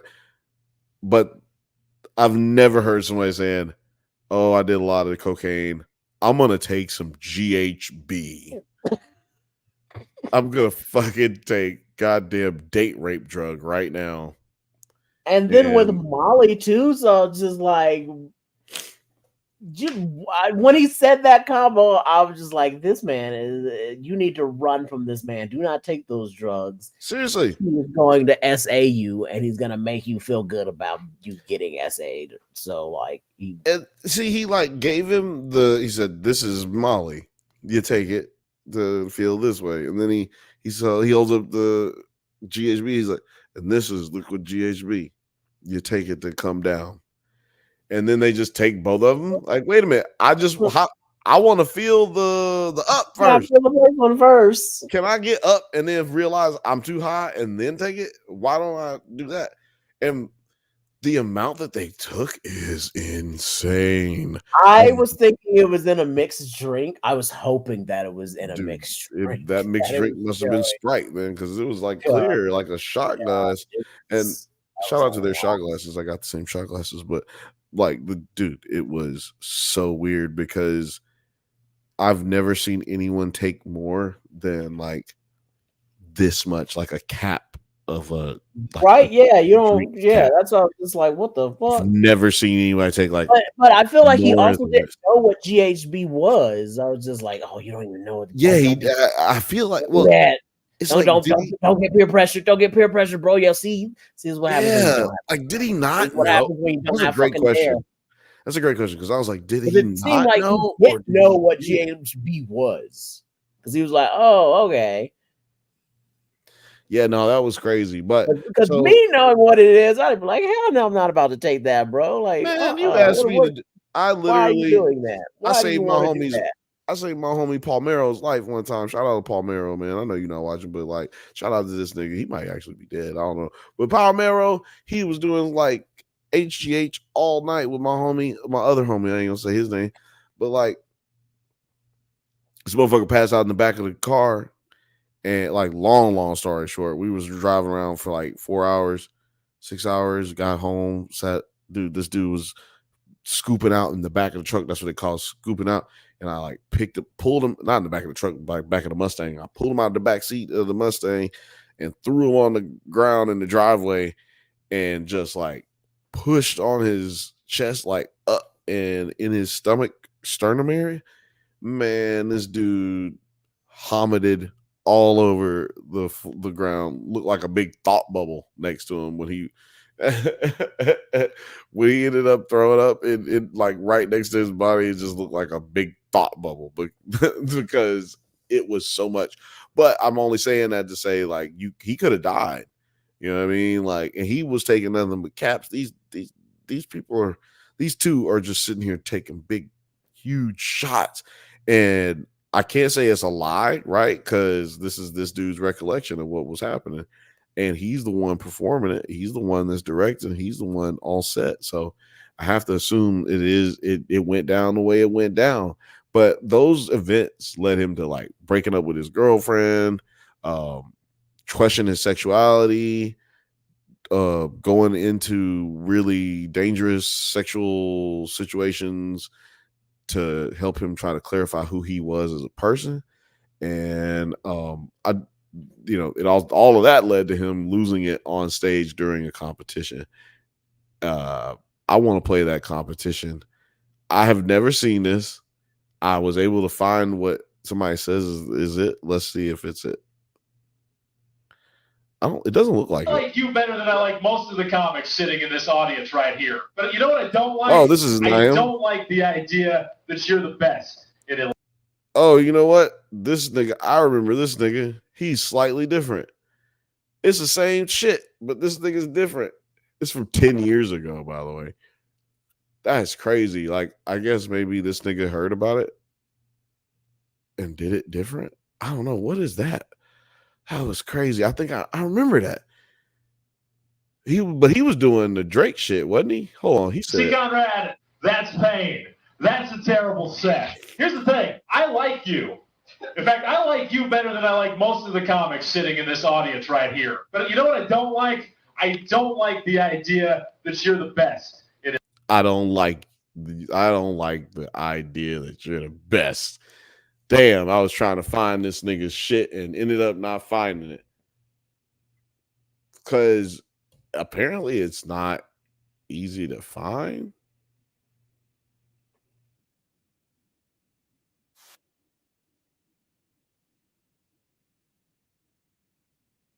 Okay. I found remember the one. Okay, so in the show, Donnie's Donnie Stalker finds his old comedy from what was 2011. You remember that, Terry? Mm-hmm. It shows it to the guy at the bar. Yes, she shows it to the guys at the bar or the guy at the bar, and then his friends find it, the guys who work with him at the bar. I just slipped up on it right now. This is the shit that he was trying to not get anybody to watch. English in the room, give me a cheer. Hooray! Just replace Fife with Birmingham. Any Welsh in the room? Yeah. Or just replace Fife with whales.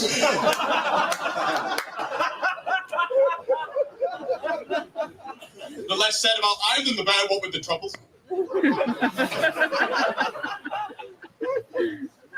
London seems like a riot these days.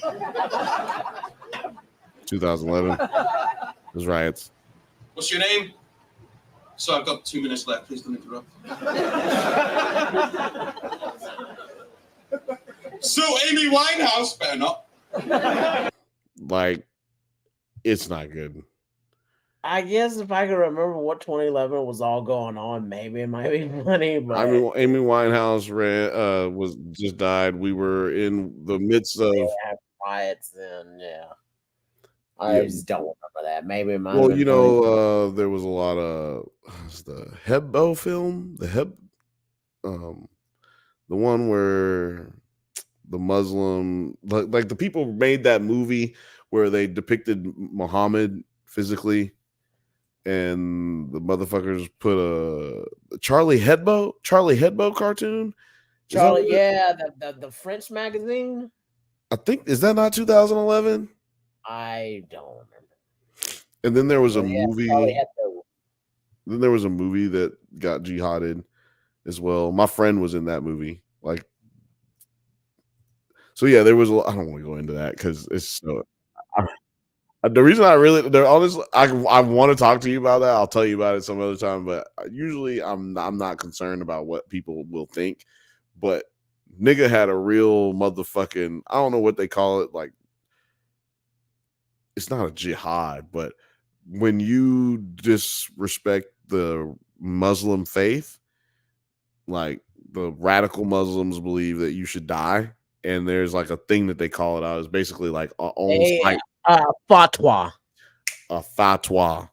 They issue a fatwa on you. My homie has a fatwa on his ass for sure, and he can't go to certain countries. Like fucking federal government, CIA called this nigga to tell him, yo, it's not sweet for you like that no more, dog. Like you gotta relax. You cannot just go anywhere in the country no more. Like, cause seriously, somebody could just run up on you and it's over for you. Shout out to Marco. So I will not be speaking on that specifically. But yeah, I just want to show y'all how bad this nigga was as a comedian. And that's what got him. That's what sucked him in. You know, this girl really gave him some love on some shit that he had never gotten love on before. You know, like people always constantly tell him how fucking bad he was. And he was constantly always just realizing what the truth was, which is that he fucking sucked at being a comedian. But he never wanted to quit. Like, you don't want to quit. You want to keep going because you got to find that person who really believes in you. That one yes is better than 1,000 no's. Right? Yep. And for a while, he thinks he's going to get that yes, or he thinks he's gotten that yes. And then he gets... He's got to prove that he's full. He got to prove that he's down to party. You got to prove that he's with it, that he got what it takes. Yeah, it's so unfortunate, man. Like, and so I keep trying to make sure. If you're wondering why I'm pausing, there's two reasons. My nose is running. It's hard to breathe. Oh, those three reasons. My nose is running. It's hard to breathe. And I'm trying not to mess up the ending for Terry. So I just want to talk about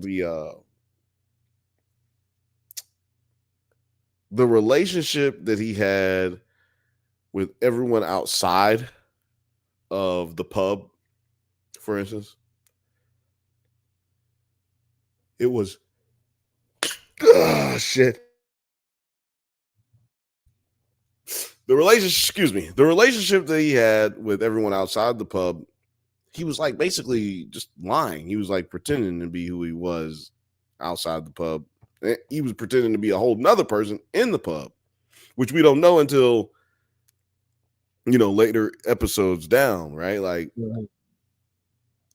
and we don't know that he's like secretly hiding a homosexual / bisexual / I don't know, sexual like persona that he has. He's like not only fighting it, but hiding it and beating the hell out of it and locking it in a closet and, and burying it in the ground somewhere. Like, he don't want nobody to know nothing. Like, and what I mean by like burying and all that shit is because he's going on dates with these gay men, lesbian women, or bi women, and straight women, and trans men and trans women. Like, he's going through all of the things to try to figure out what he likes. Yeah, exactly. But he's lying to them about who he is. On all 31 flavors. Right. But he's like lying to them about who he is, even though. So in that moment where you're trying to like be open with yourself or explore yourself, you're still lying to yourself to a certain degree. Well, not to a certain degree. I mean, to a definite degree, but he's more so lying to the people. Like, he's lying to himself that he can have the relationship while lying to other people. But he's also just lying to these people, having them believe and create empathy for him where they probably shouldn't have empathy for him, because, like, yeah, the things you went through are the things that you went through, and you didn't deserve to go through those things. No one does. But you don't get the right to then abuse other people. And you might not see it as abuse by lying to someone about who you are, or lying to someone that that you have another life, even though it's harmless. I just work down there and I ain't want her to know that I work down there. Or I just live over here and I ain't want her to know that I was living down there, or him, or whatever. To a certain degree, man, if you're doing that to hurt people, like to keep people from knowing who you really are, you're leading that person on to fall in love with, or become friends with, or endear themselves with this fake person that you created. Right? Like, if you one day tell me that your name is Donnie instead of Bobby, then that's gonna fuck me up. I don't know, like, sex or no sex, just knowing that I've known you this long and we've talked about all this stuff, and now you're telling me your name is something else, I have a reason to now not trust you as well.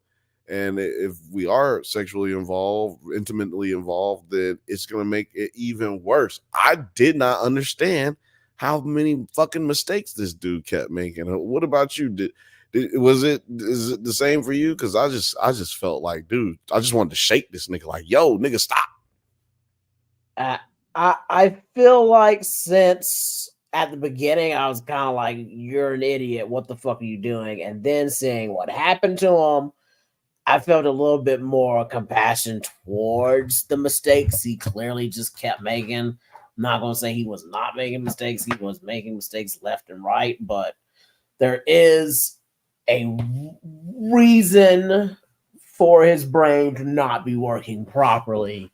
And homeboy definitely needed much needed counseling that he never received to help him stop making these things and making these mistakes. And it's like basically was just self-destroying behavior that he now has, because he's been made to feel worthless. So he's gonna keep proving that point that he is, like, how he feels. He wants to make sure that how he feels actually happens.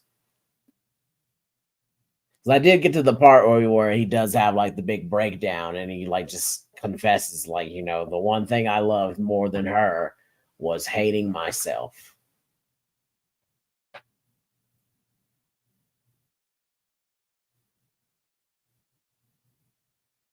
I can't hear you. Sorry, I was sneezing and I didn't want to get caught up on the sneeze. The sneezatron.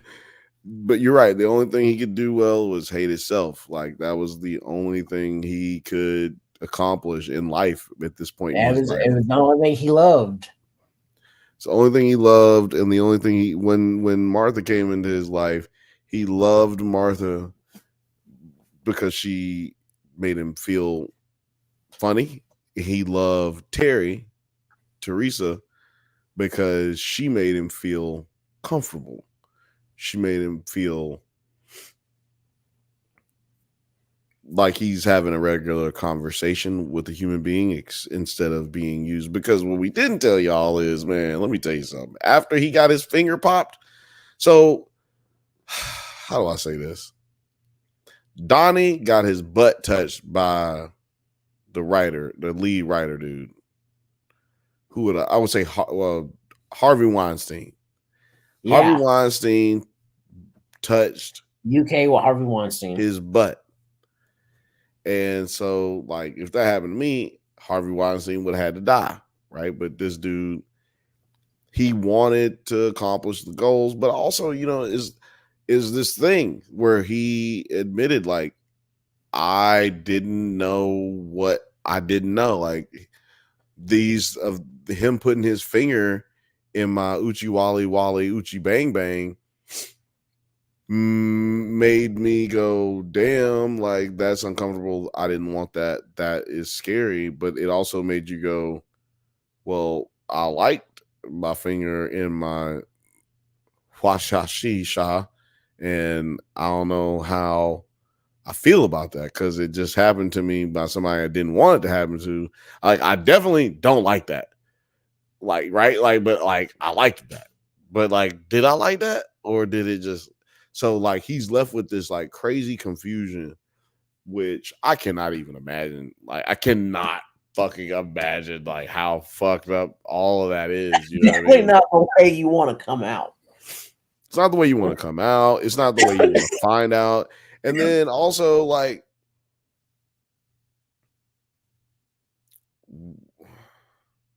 where does that come from? Like, this dude did not feel like he was gay at any point in his life. So, like, or at least that's the way he describes it. He did not feel like he was gay at any point in his life. And then all of a sudden, I was a little confused at that point because the only thing I really remember is that I remember he says he identifies as bi, but I don't think I'm not sure if that was like before everything happened or like now he was just saying that he is comfortable with that title. Yeah, I don't know if that was like him halfway like I think you know what? That's definitely after because I read that. I was reading up on him. Okay. How he identifies now. So I couldn't tell. I feel like yeah, they didn't really bring it up if he was identifying as straight before that incident happened or not. Mm-hmm. But first of all, if you identify as bi out there, if you identify as lesbian, shout out to you. If you identify as gay, shout out to you. The GTQs, all of y'all, fuck with y'all. Even pansexuals, got you. Hold on, let me pull you up on here. If you identify as pansexual, I got you. Come on down. Got you, man. That is actually really dope. Hello, I'm pansexuals. But if you're a bisexual, pride fist style, or whichever you want to be, you know, you want to be friendly with it, or you want to be militant with it. I got you. That's right. He's a righteous brother. What was I talking about? I was talking about gay stuff. Identifying as if you're bi, you're just greedy. That's what I was gonna say. You's a greedy motherfucker. Also, like the pansexual, that adds even more stuff to your life. Whatever. If you're bi, you like having sex with everybody. Like, you like having sex with everybody. Let's not try to beat around. Yeah, exactly. Let's not beat around the bush. Let's not try to make it anything more than it is, because it definitely shouldn't be taboo as it is. I feel like a lot of things that are like the whole P. Diddy, well, except for the SA part, but everything else that P. Diddy was doing, like the blackmail, I was like, well, it wouldn't be blackmail if nobody really cared about it. So what if these rappers all secretly bi or something? I don't give a fuck. That does not change my opinion about them, but I'll make it a big deal. And so now you do it to yourself.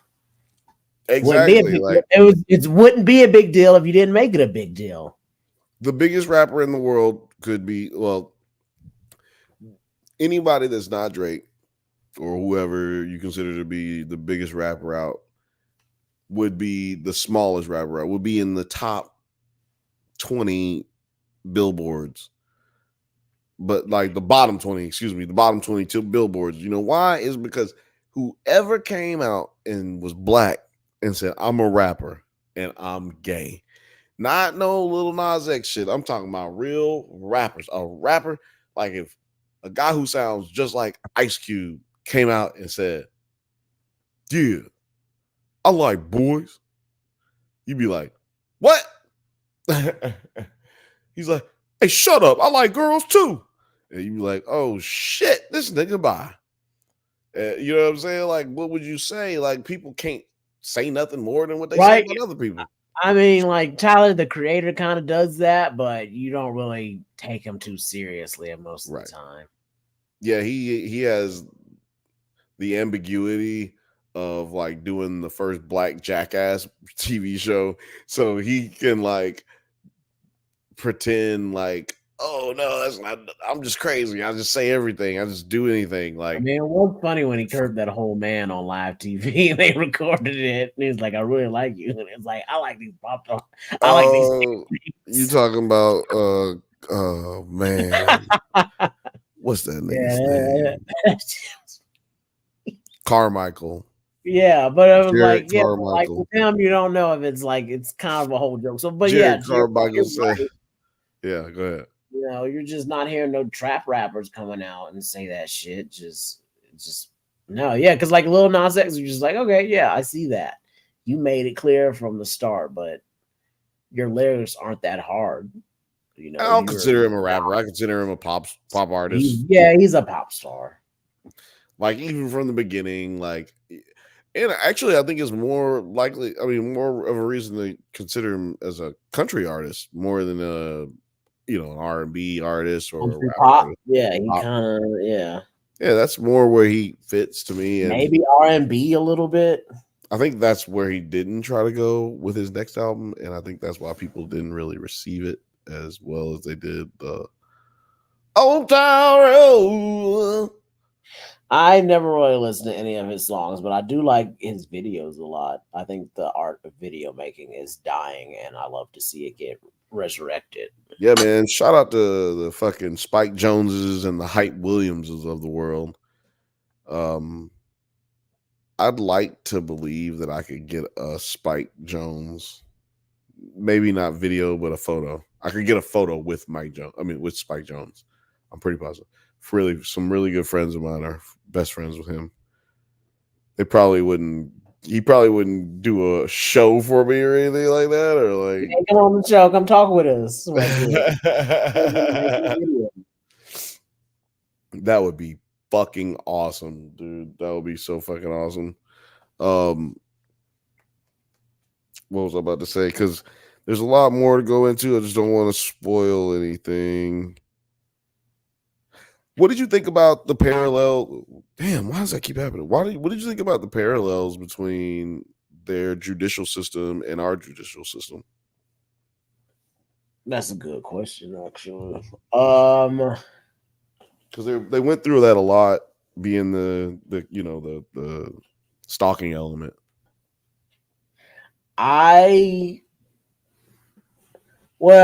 Because when it gets revealed that she stalked a police officer, I was like, they were kind of taking this more seriously than they would like in America, I feel like. But, they also had one of their own be stalked by their lady. So, like, she was well known already in the system. Right. So she was kind of already a problem. So I feel like they probably wouldn't drag their feet on this. But let's just say, like, the intake of it, like the way the guy was first dealing with it, he had some good points, kind of being like, this isn't like what you're not showing me any real evidence, and you're not telling me any real thing to take this stalking claim seriously. And it felt like he kept trying to prod him for the right answer, where, like, I feel like in America, they'd be like, just get the fuck up out of here. I'm not going to even try and help you. Get out. Exactly. Yeah, I felt like it was kind of just meh.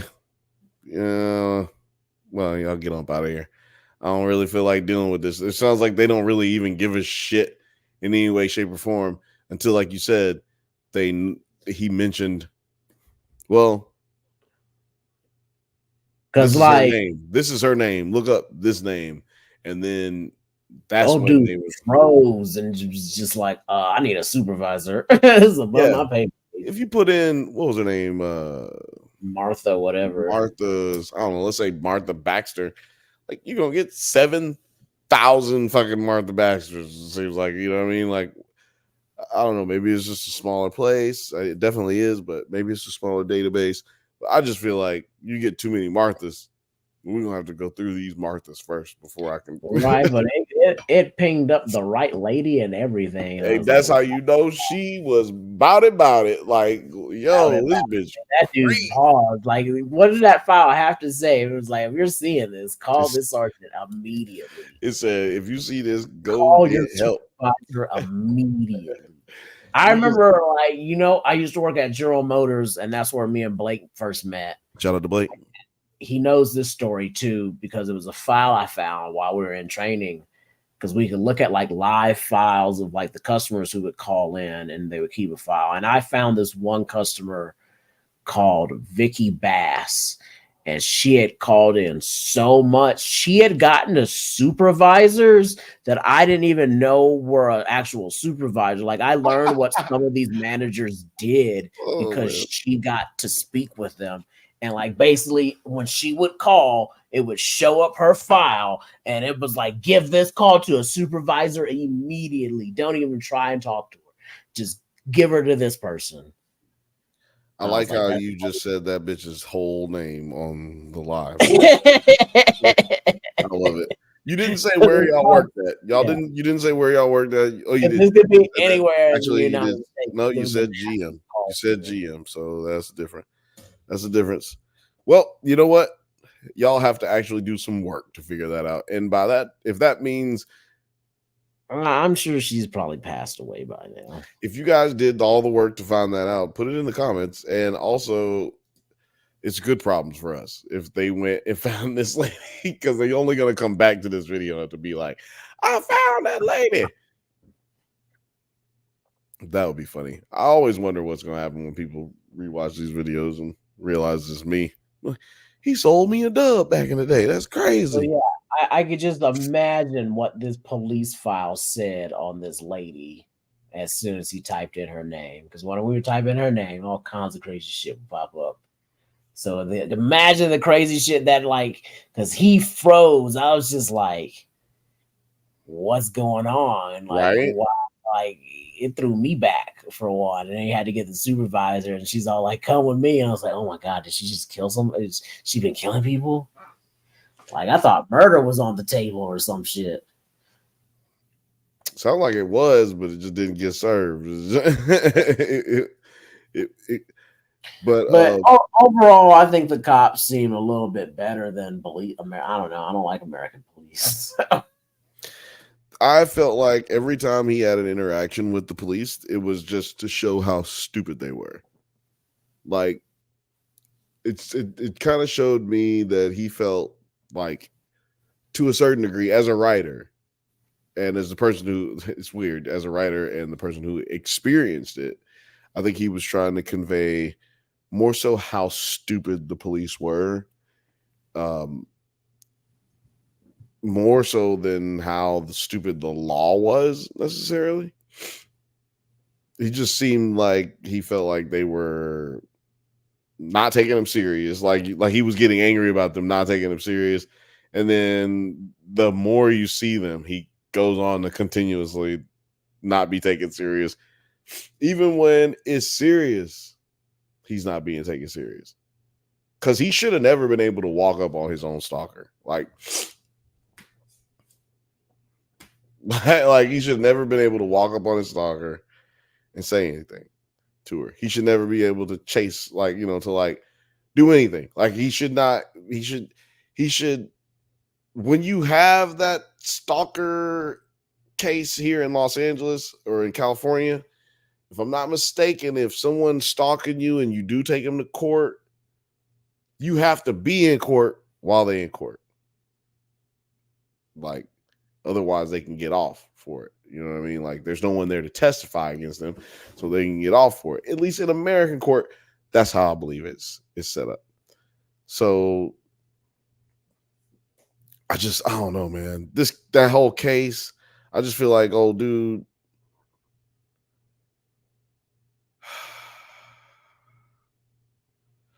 I don't want to go too deep into it because I don't want to ruin the end for you. But what I can speak on is I can't speak on that either. Can't speak on that either. But I will speak to the nature of it, like the situation he ended up with the British Harvey Weinstein. How did you feel about that? Did you feel like he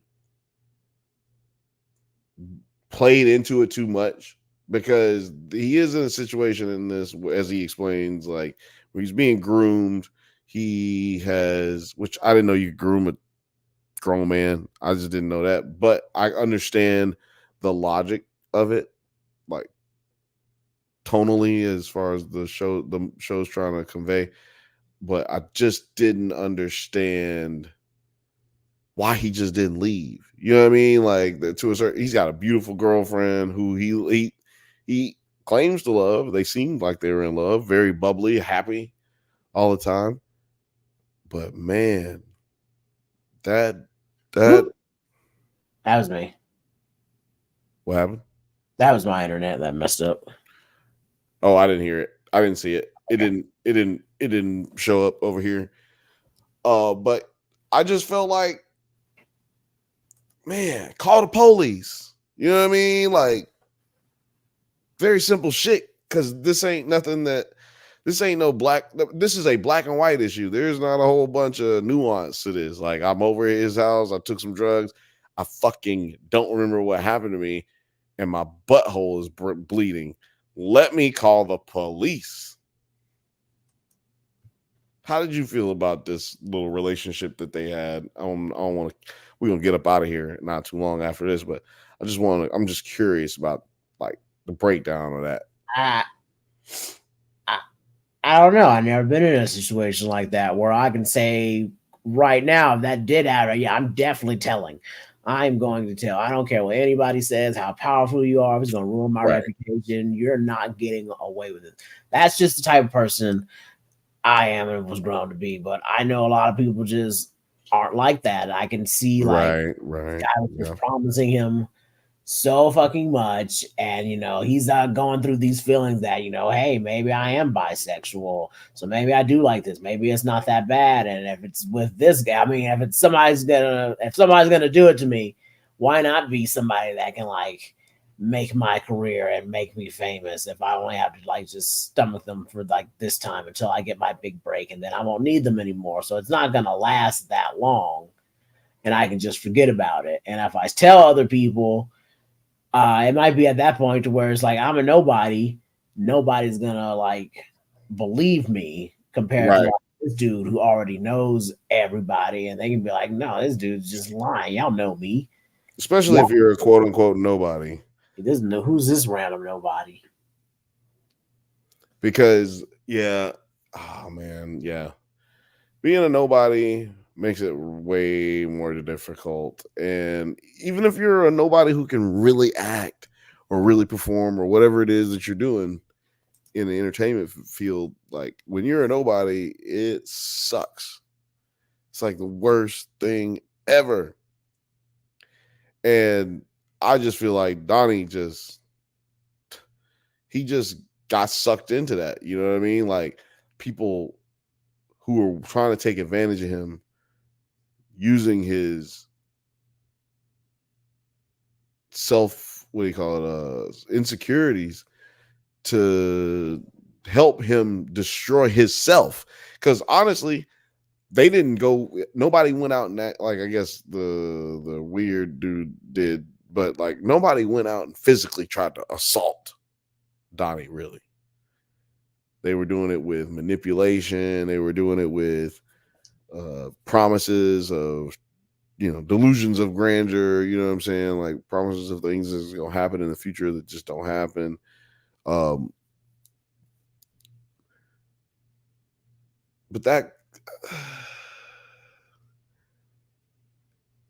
that kind of behavior, in my opinion, I can see through it. You know what I'm saying? Because I know pimps. But if you don't know nothing about none of that stuff, you don't know nothing about a pimp or none of that, man, let your kid watch this.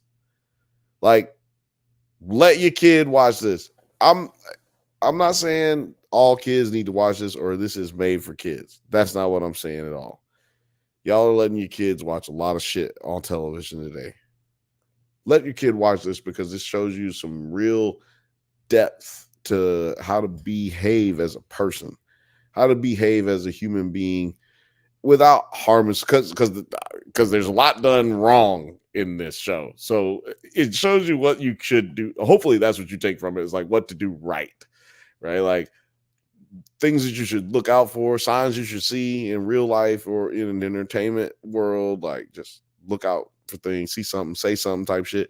But it also should make you empathetic to those people who you never feel like this could happen to them. And, 99% of the people who hear this story or saw this story, I guarantee you was like, he's a dude. Like, how did this happen to a dude, though? How did it happen to a dude, though? Like, that exactly what you're saying is exactly how it happened to a dude. The idea that people just don't think that this type of thing happens to African-American men, to white men, to Asian men, Mexican men, Latino men. This happens to all of them. These are things that they have to worry about because why they will take it. Okay, and I don't have Alex with me to sing the song, but why they will take it, and y'all know that. And you don't want what they're taking to be your butt. So some people just go along with it just to be, so it's not worse on themselves than it could be. I'll put it like that. So, man, I like you feel like I would have been like, hell no. You know what I'm saying? Get the Popeyes, the KFC, and a fucking McDonald's Burger King. I mean, a McDonald's Big Mac with extra sauce on the side. Make it be sour cream and some ketchup too. Put it all on the side because I'm fucking it up. But I'm not fucking with that. Not fucking with that. I can't fuck with that. No. I'm telling on everybody. Get all my sides, get all my fixings, because I'm snitching.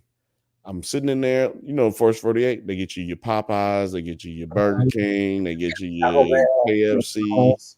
Yeah, give me McDonald's. Give me the Krispy Kreme. We just got a Krispy Kreme down the street. Put me a Krispy Kreme in there. And when y'all get back, I will have finished writing all this shit out onto this steno pad. And y'all can take that and I'll read it as I eat my food just to make sure we got everything on there right.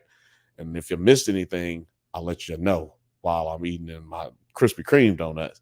Because, nigga, fuck all this shit. Like, fuck that nigga. That nigga didn't even pay this dude. That's what blew my mind is when they went to his girlfriend and she was like, you're doing this for free. And then he started doing his monologue talking about, yeah, I was doing all of this for free. He was calling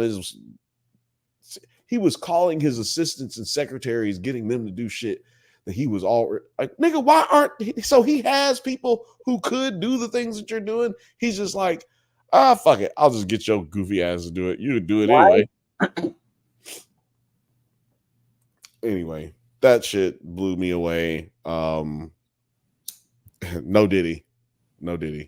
We talking about something right now that I have to make sure I say all the no Diddies. Let me read this, what Rachel V says here. I'm going to read these comments. And before we get up out of here, Rachel V says, I know none of the people I'm friends with went to the cops about SA-related things because they didn't want the additional trauma of the cops being assholes about it. And Lil Frothy also says, damn, I feel for that. I feel bad for that guy. Yes. Rachel V, I agree. People don't say things because because of the embarrassment of it. I don't,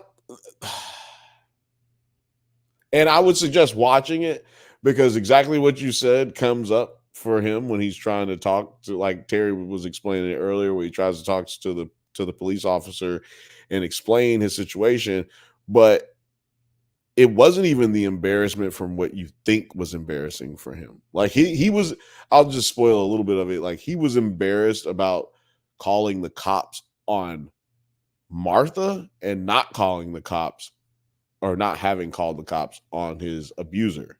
Right. That was like a really good like transition into that episode to like drop that bomb on you where he's like walking into the station and you're like, all right, yeah, you're doing the right things. She's stalking you, fucking go the cops, dude. And you're like, wait, why is he having a hesitation? What's wrong with him like now? Like, why are you stuttering about the cops? And then he's like having this whole breakdown of himself, being like, why am I so quick to call the cops on Martha, who hasn't like physically assaulted me or done really anything too much yet? But when someone like went all the way and did something to me, I didn't call the cops on them. Why is that? Well, also that like inner perspective that he was having, that was crazy. Yes, but he also was SD by Martha. So. Yeah. By that point, at least, and he didn't bring it up, and he also mentioned that he didn't bring it up because he was like, "Well, that was different than the other dude." Like, right? Like he still felt like all that was different, even though it's all the same. It's all abuse. It's all SD. Like it's all SD. He getting SD like he going to San Diego, okay? Like he going to say SD airport, okay? It's bad for him right now. And I thought that was a great bit. Like the little details like that, man, it kept me in it. You know what I mean? Because it was getting, if you don't have details like that in this show, it just gets too weird to keep watching. Like it's just so dark. But then, like every episode is like, well, I didn't tell you about this. I know it sounds crazy, but I didn't get to tell you about this because this story is wild. So yeah, I definitely suggest. Would you suggest somebody watch this, or would you just say that you got caught up in a vortex of viewership? I would say I suggest it as a good watch, but definitely give you a warning about like if you have like PTSD from any of these you talked about, you shouldn't really like be warned. Be warned. Absolutely, it's definitely triggering. Like I don't really like to use that word at all, but if I were to say something's triggering, this is definitely it. Yeah, I don't like using the word triggering. I'd just rather use your real words, your emotions. If it pisses you off, it pisses you off. If it makes you sad, it makes you sad. If it makes you happy, it makes you happy. This could literally trigger a PTSD breakdown. Any you've experienced this, it does it like real realistically. So I was like, no, this is an actual trigger. Yeah, you're right. Like triggering should be something that you don't remember, like that happened to you in your past, and then something happens, and then it's like, boom! Like this is the trigger. This was that one moment that the detonator was. This is like throwing firecrackers at a vet, right? Like at a Vietnam vet. Like just don't do that while he's sleeping. Yeah, don't do that, y'all. For safety reasons, do not do that. I don't know if we'll be talking about Baby Reindeer on any other platforms or later, but you know what? If you're here next Thursday, we might be talking about it. We might give a little attention to it. Yeah, I would be finished with it by then. Yeah, Terry will be done with it. Or somebody else can finish it. Yeah, I think that's the issue is that everybody else didn't finish it either. I don't think. No, Kirsten finished it, but she's sick. So that's right. Kirsten is the. She'll be a good person to give a third perspective out of. Absolutely, we'll do another perspective because it's really a 2-part perspective anyway. I mean, we could have done this entire 3-hour and 40-something minute podcast just on Reindeer Baby. Because of the depth and the other corners of things that we could go into, but we really just today wanted to focus on the dude, the main guy who is the creator and who was the victim of this story. Like, sadly enough, he was the victim of this story. And I think he tries to explain that the victim of this story really isn't him so much at the end. It's like us, right? Like it's us, everybody. Everybody is the victim in this story because this could happen to anybody. It's a very eye-opening, introspective film that probably didn't have all that introspective foresight and deep thought going on in the moment when it was happening to him. But I'm glad for him, health-wise, career-wise, he was able to not only process it, but put it into a show and then make it into a television show and a cast, like build a cast around all these characters. Shout out to him because this was beautifully done. Beautifully done. But with that being said, we do got to get up out of her. Y'all. We don't be trying to take up too much of y'all time, but I do have to get Terry to tell you, Terry, I got a question for you, sir. Where can the people find you, sir? You can find me. You look like a rube. What was that? That was not the right thing I was saying. No, there we go. That Instagram handle at T-Ben's Co, where you can get one of these. Man, y'all's camera zoom in and shit. Almost. Well, Wait, put it now back up a little bit with the pin. There we go. Oh, is it upside down? It is. Because I'm high. Socially awkward. Socially awkward. You can get one of these pins. Awkward And socially, but not socially awkward. That every time it's funny that I got to do something very awkward and mess up on it every time I show that one particular pin. Wow. Well. It's because of the detail in it, I think, and it's like the text instead of it being like an image. Mm-hmm. Like that one, because the other one took a minute to like really focus too. They just think it's your whole finger. It's just like, oh, that's his thumb. That's okay. But yeah, y'all can find him over there at that kind of shit. I can't believe I hit the wrong one. And where can they find you, Bill? Yeah, you guys can find me wherever you find the Drunk Banthas. You can find me on the Drunk Banthas channel every Monday Pacific time. Oh, excuse me, every Monday, 8 p.m. Pacific time. You know what? Hold on. I can't ever do this without this music going. And that's the truth.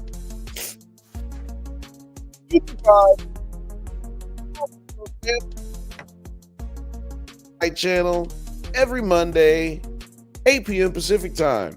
And you can also find me right here, me, your favorite cousin's favorite cousin, on the Bantha Bunch Show. We do this right here every Thursday at 7 p.m. Pacific time. You can also find us on the Drunk Banthas channel doing the Does It Hold Up episodes. Man, it's going down. And you can also find me on Instagram. You know what I'm saying? I don't think the shit will be in the description, but it's all on everything. Drunk Banthas, everywhere you go. Put it in your Google. Listen to the show. We will be back next week. We're going to be talking about... What are we going to be talking about next week? It doesn't matter what we'll be talking about next week.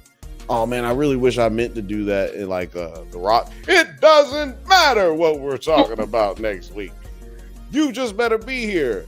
Make some motherfucking comments and likes. Shout out to Little Frothy. Shout out to Rachel V. Shout out to Othelius. Shout out to the Fifth Bantha. And shout out to anybody that I may have missed. Like I said, Rachel V, Little Frothy, and Othelia's Fifth Bantha. We really appreciate y'all. We will be seeing y'all, catching up with y'all here in the future. We'll see y'all on Monday. Peace.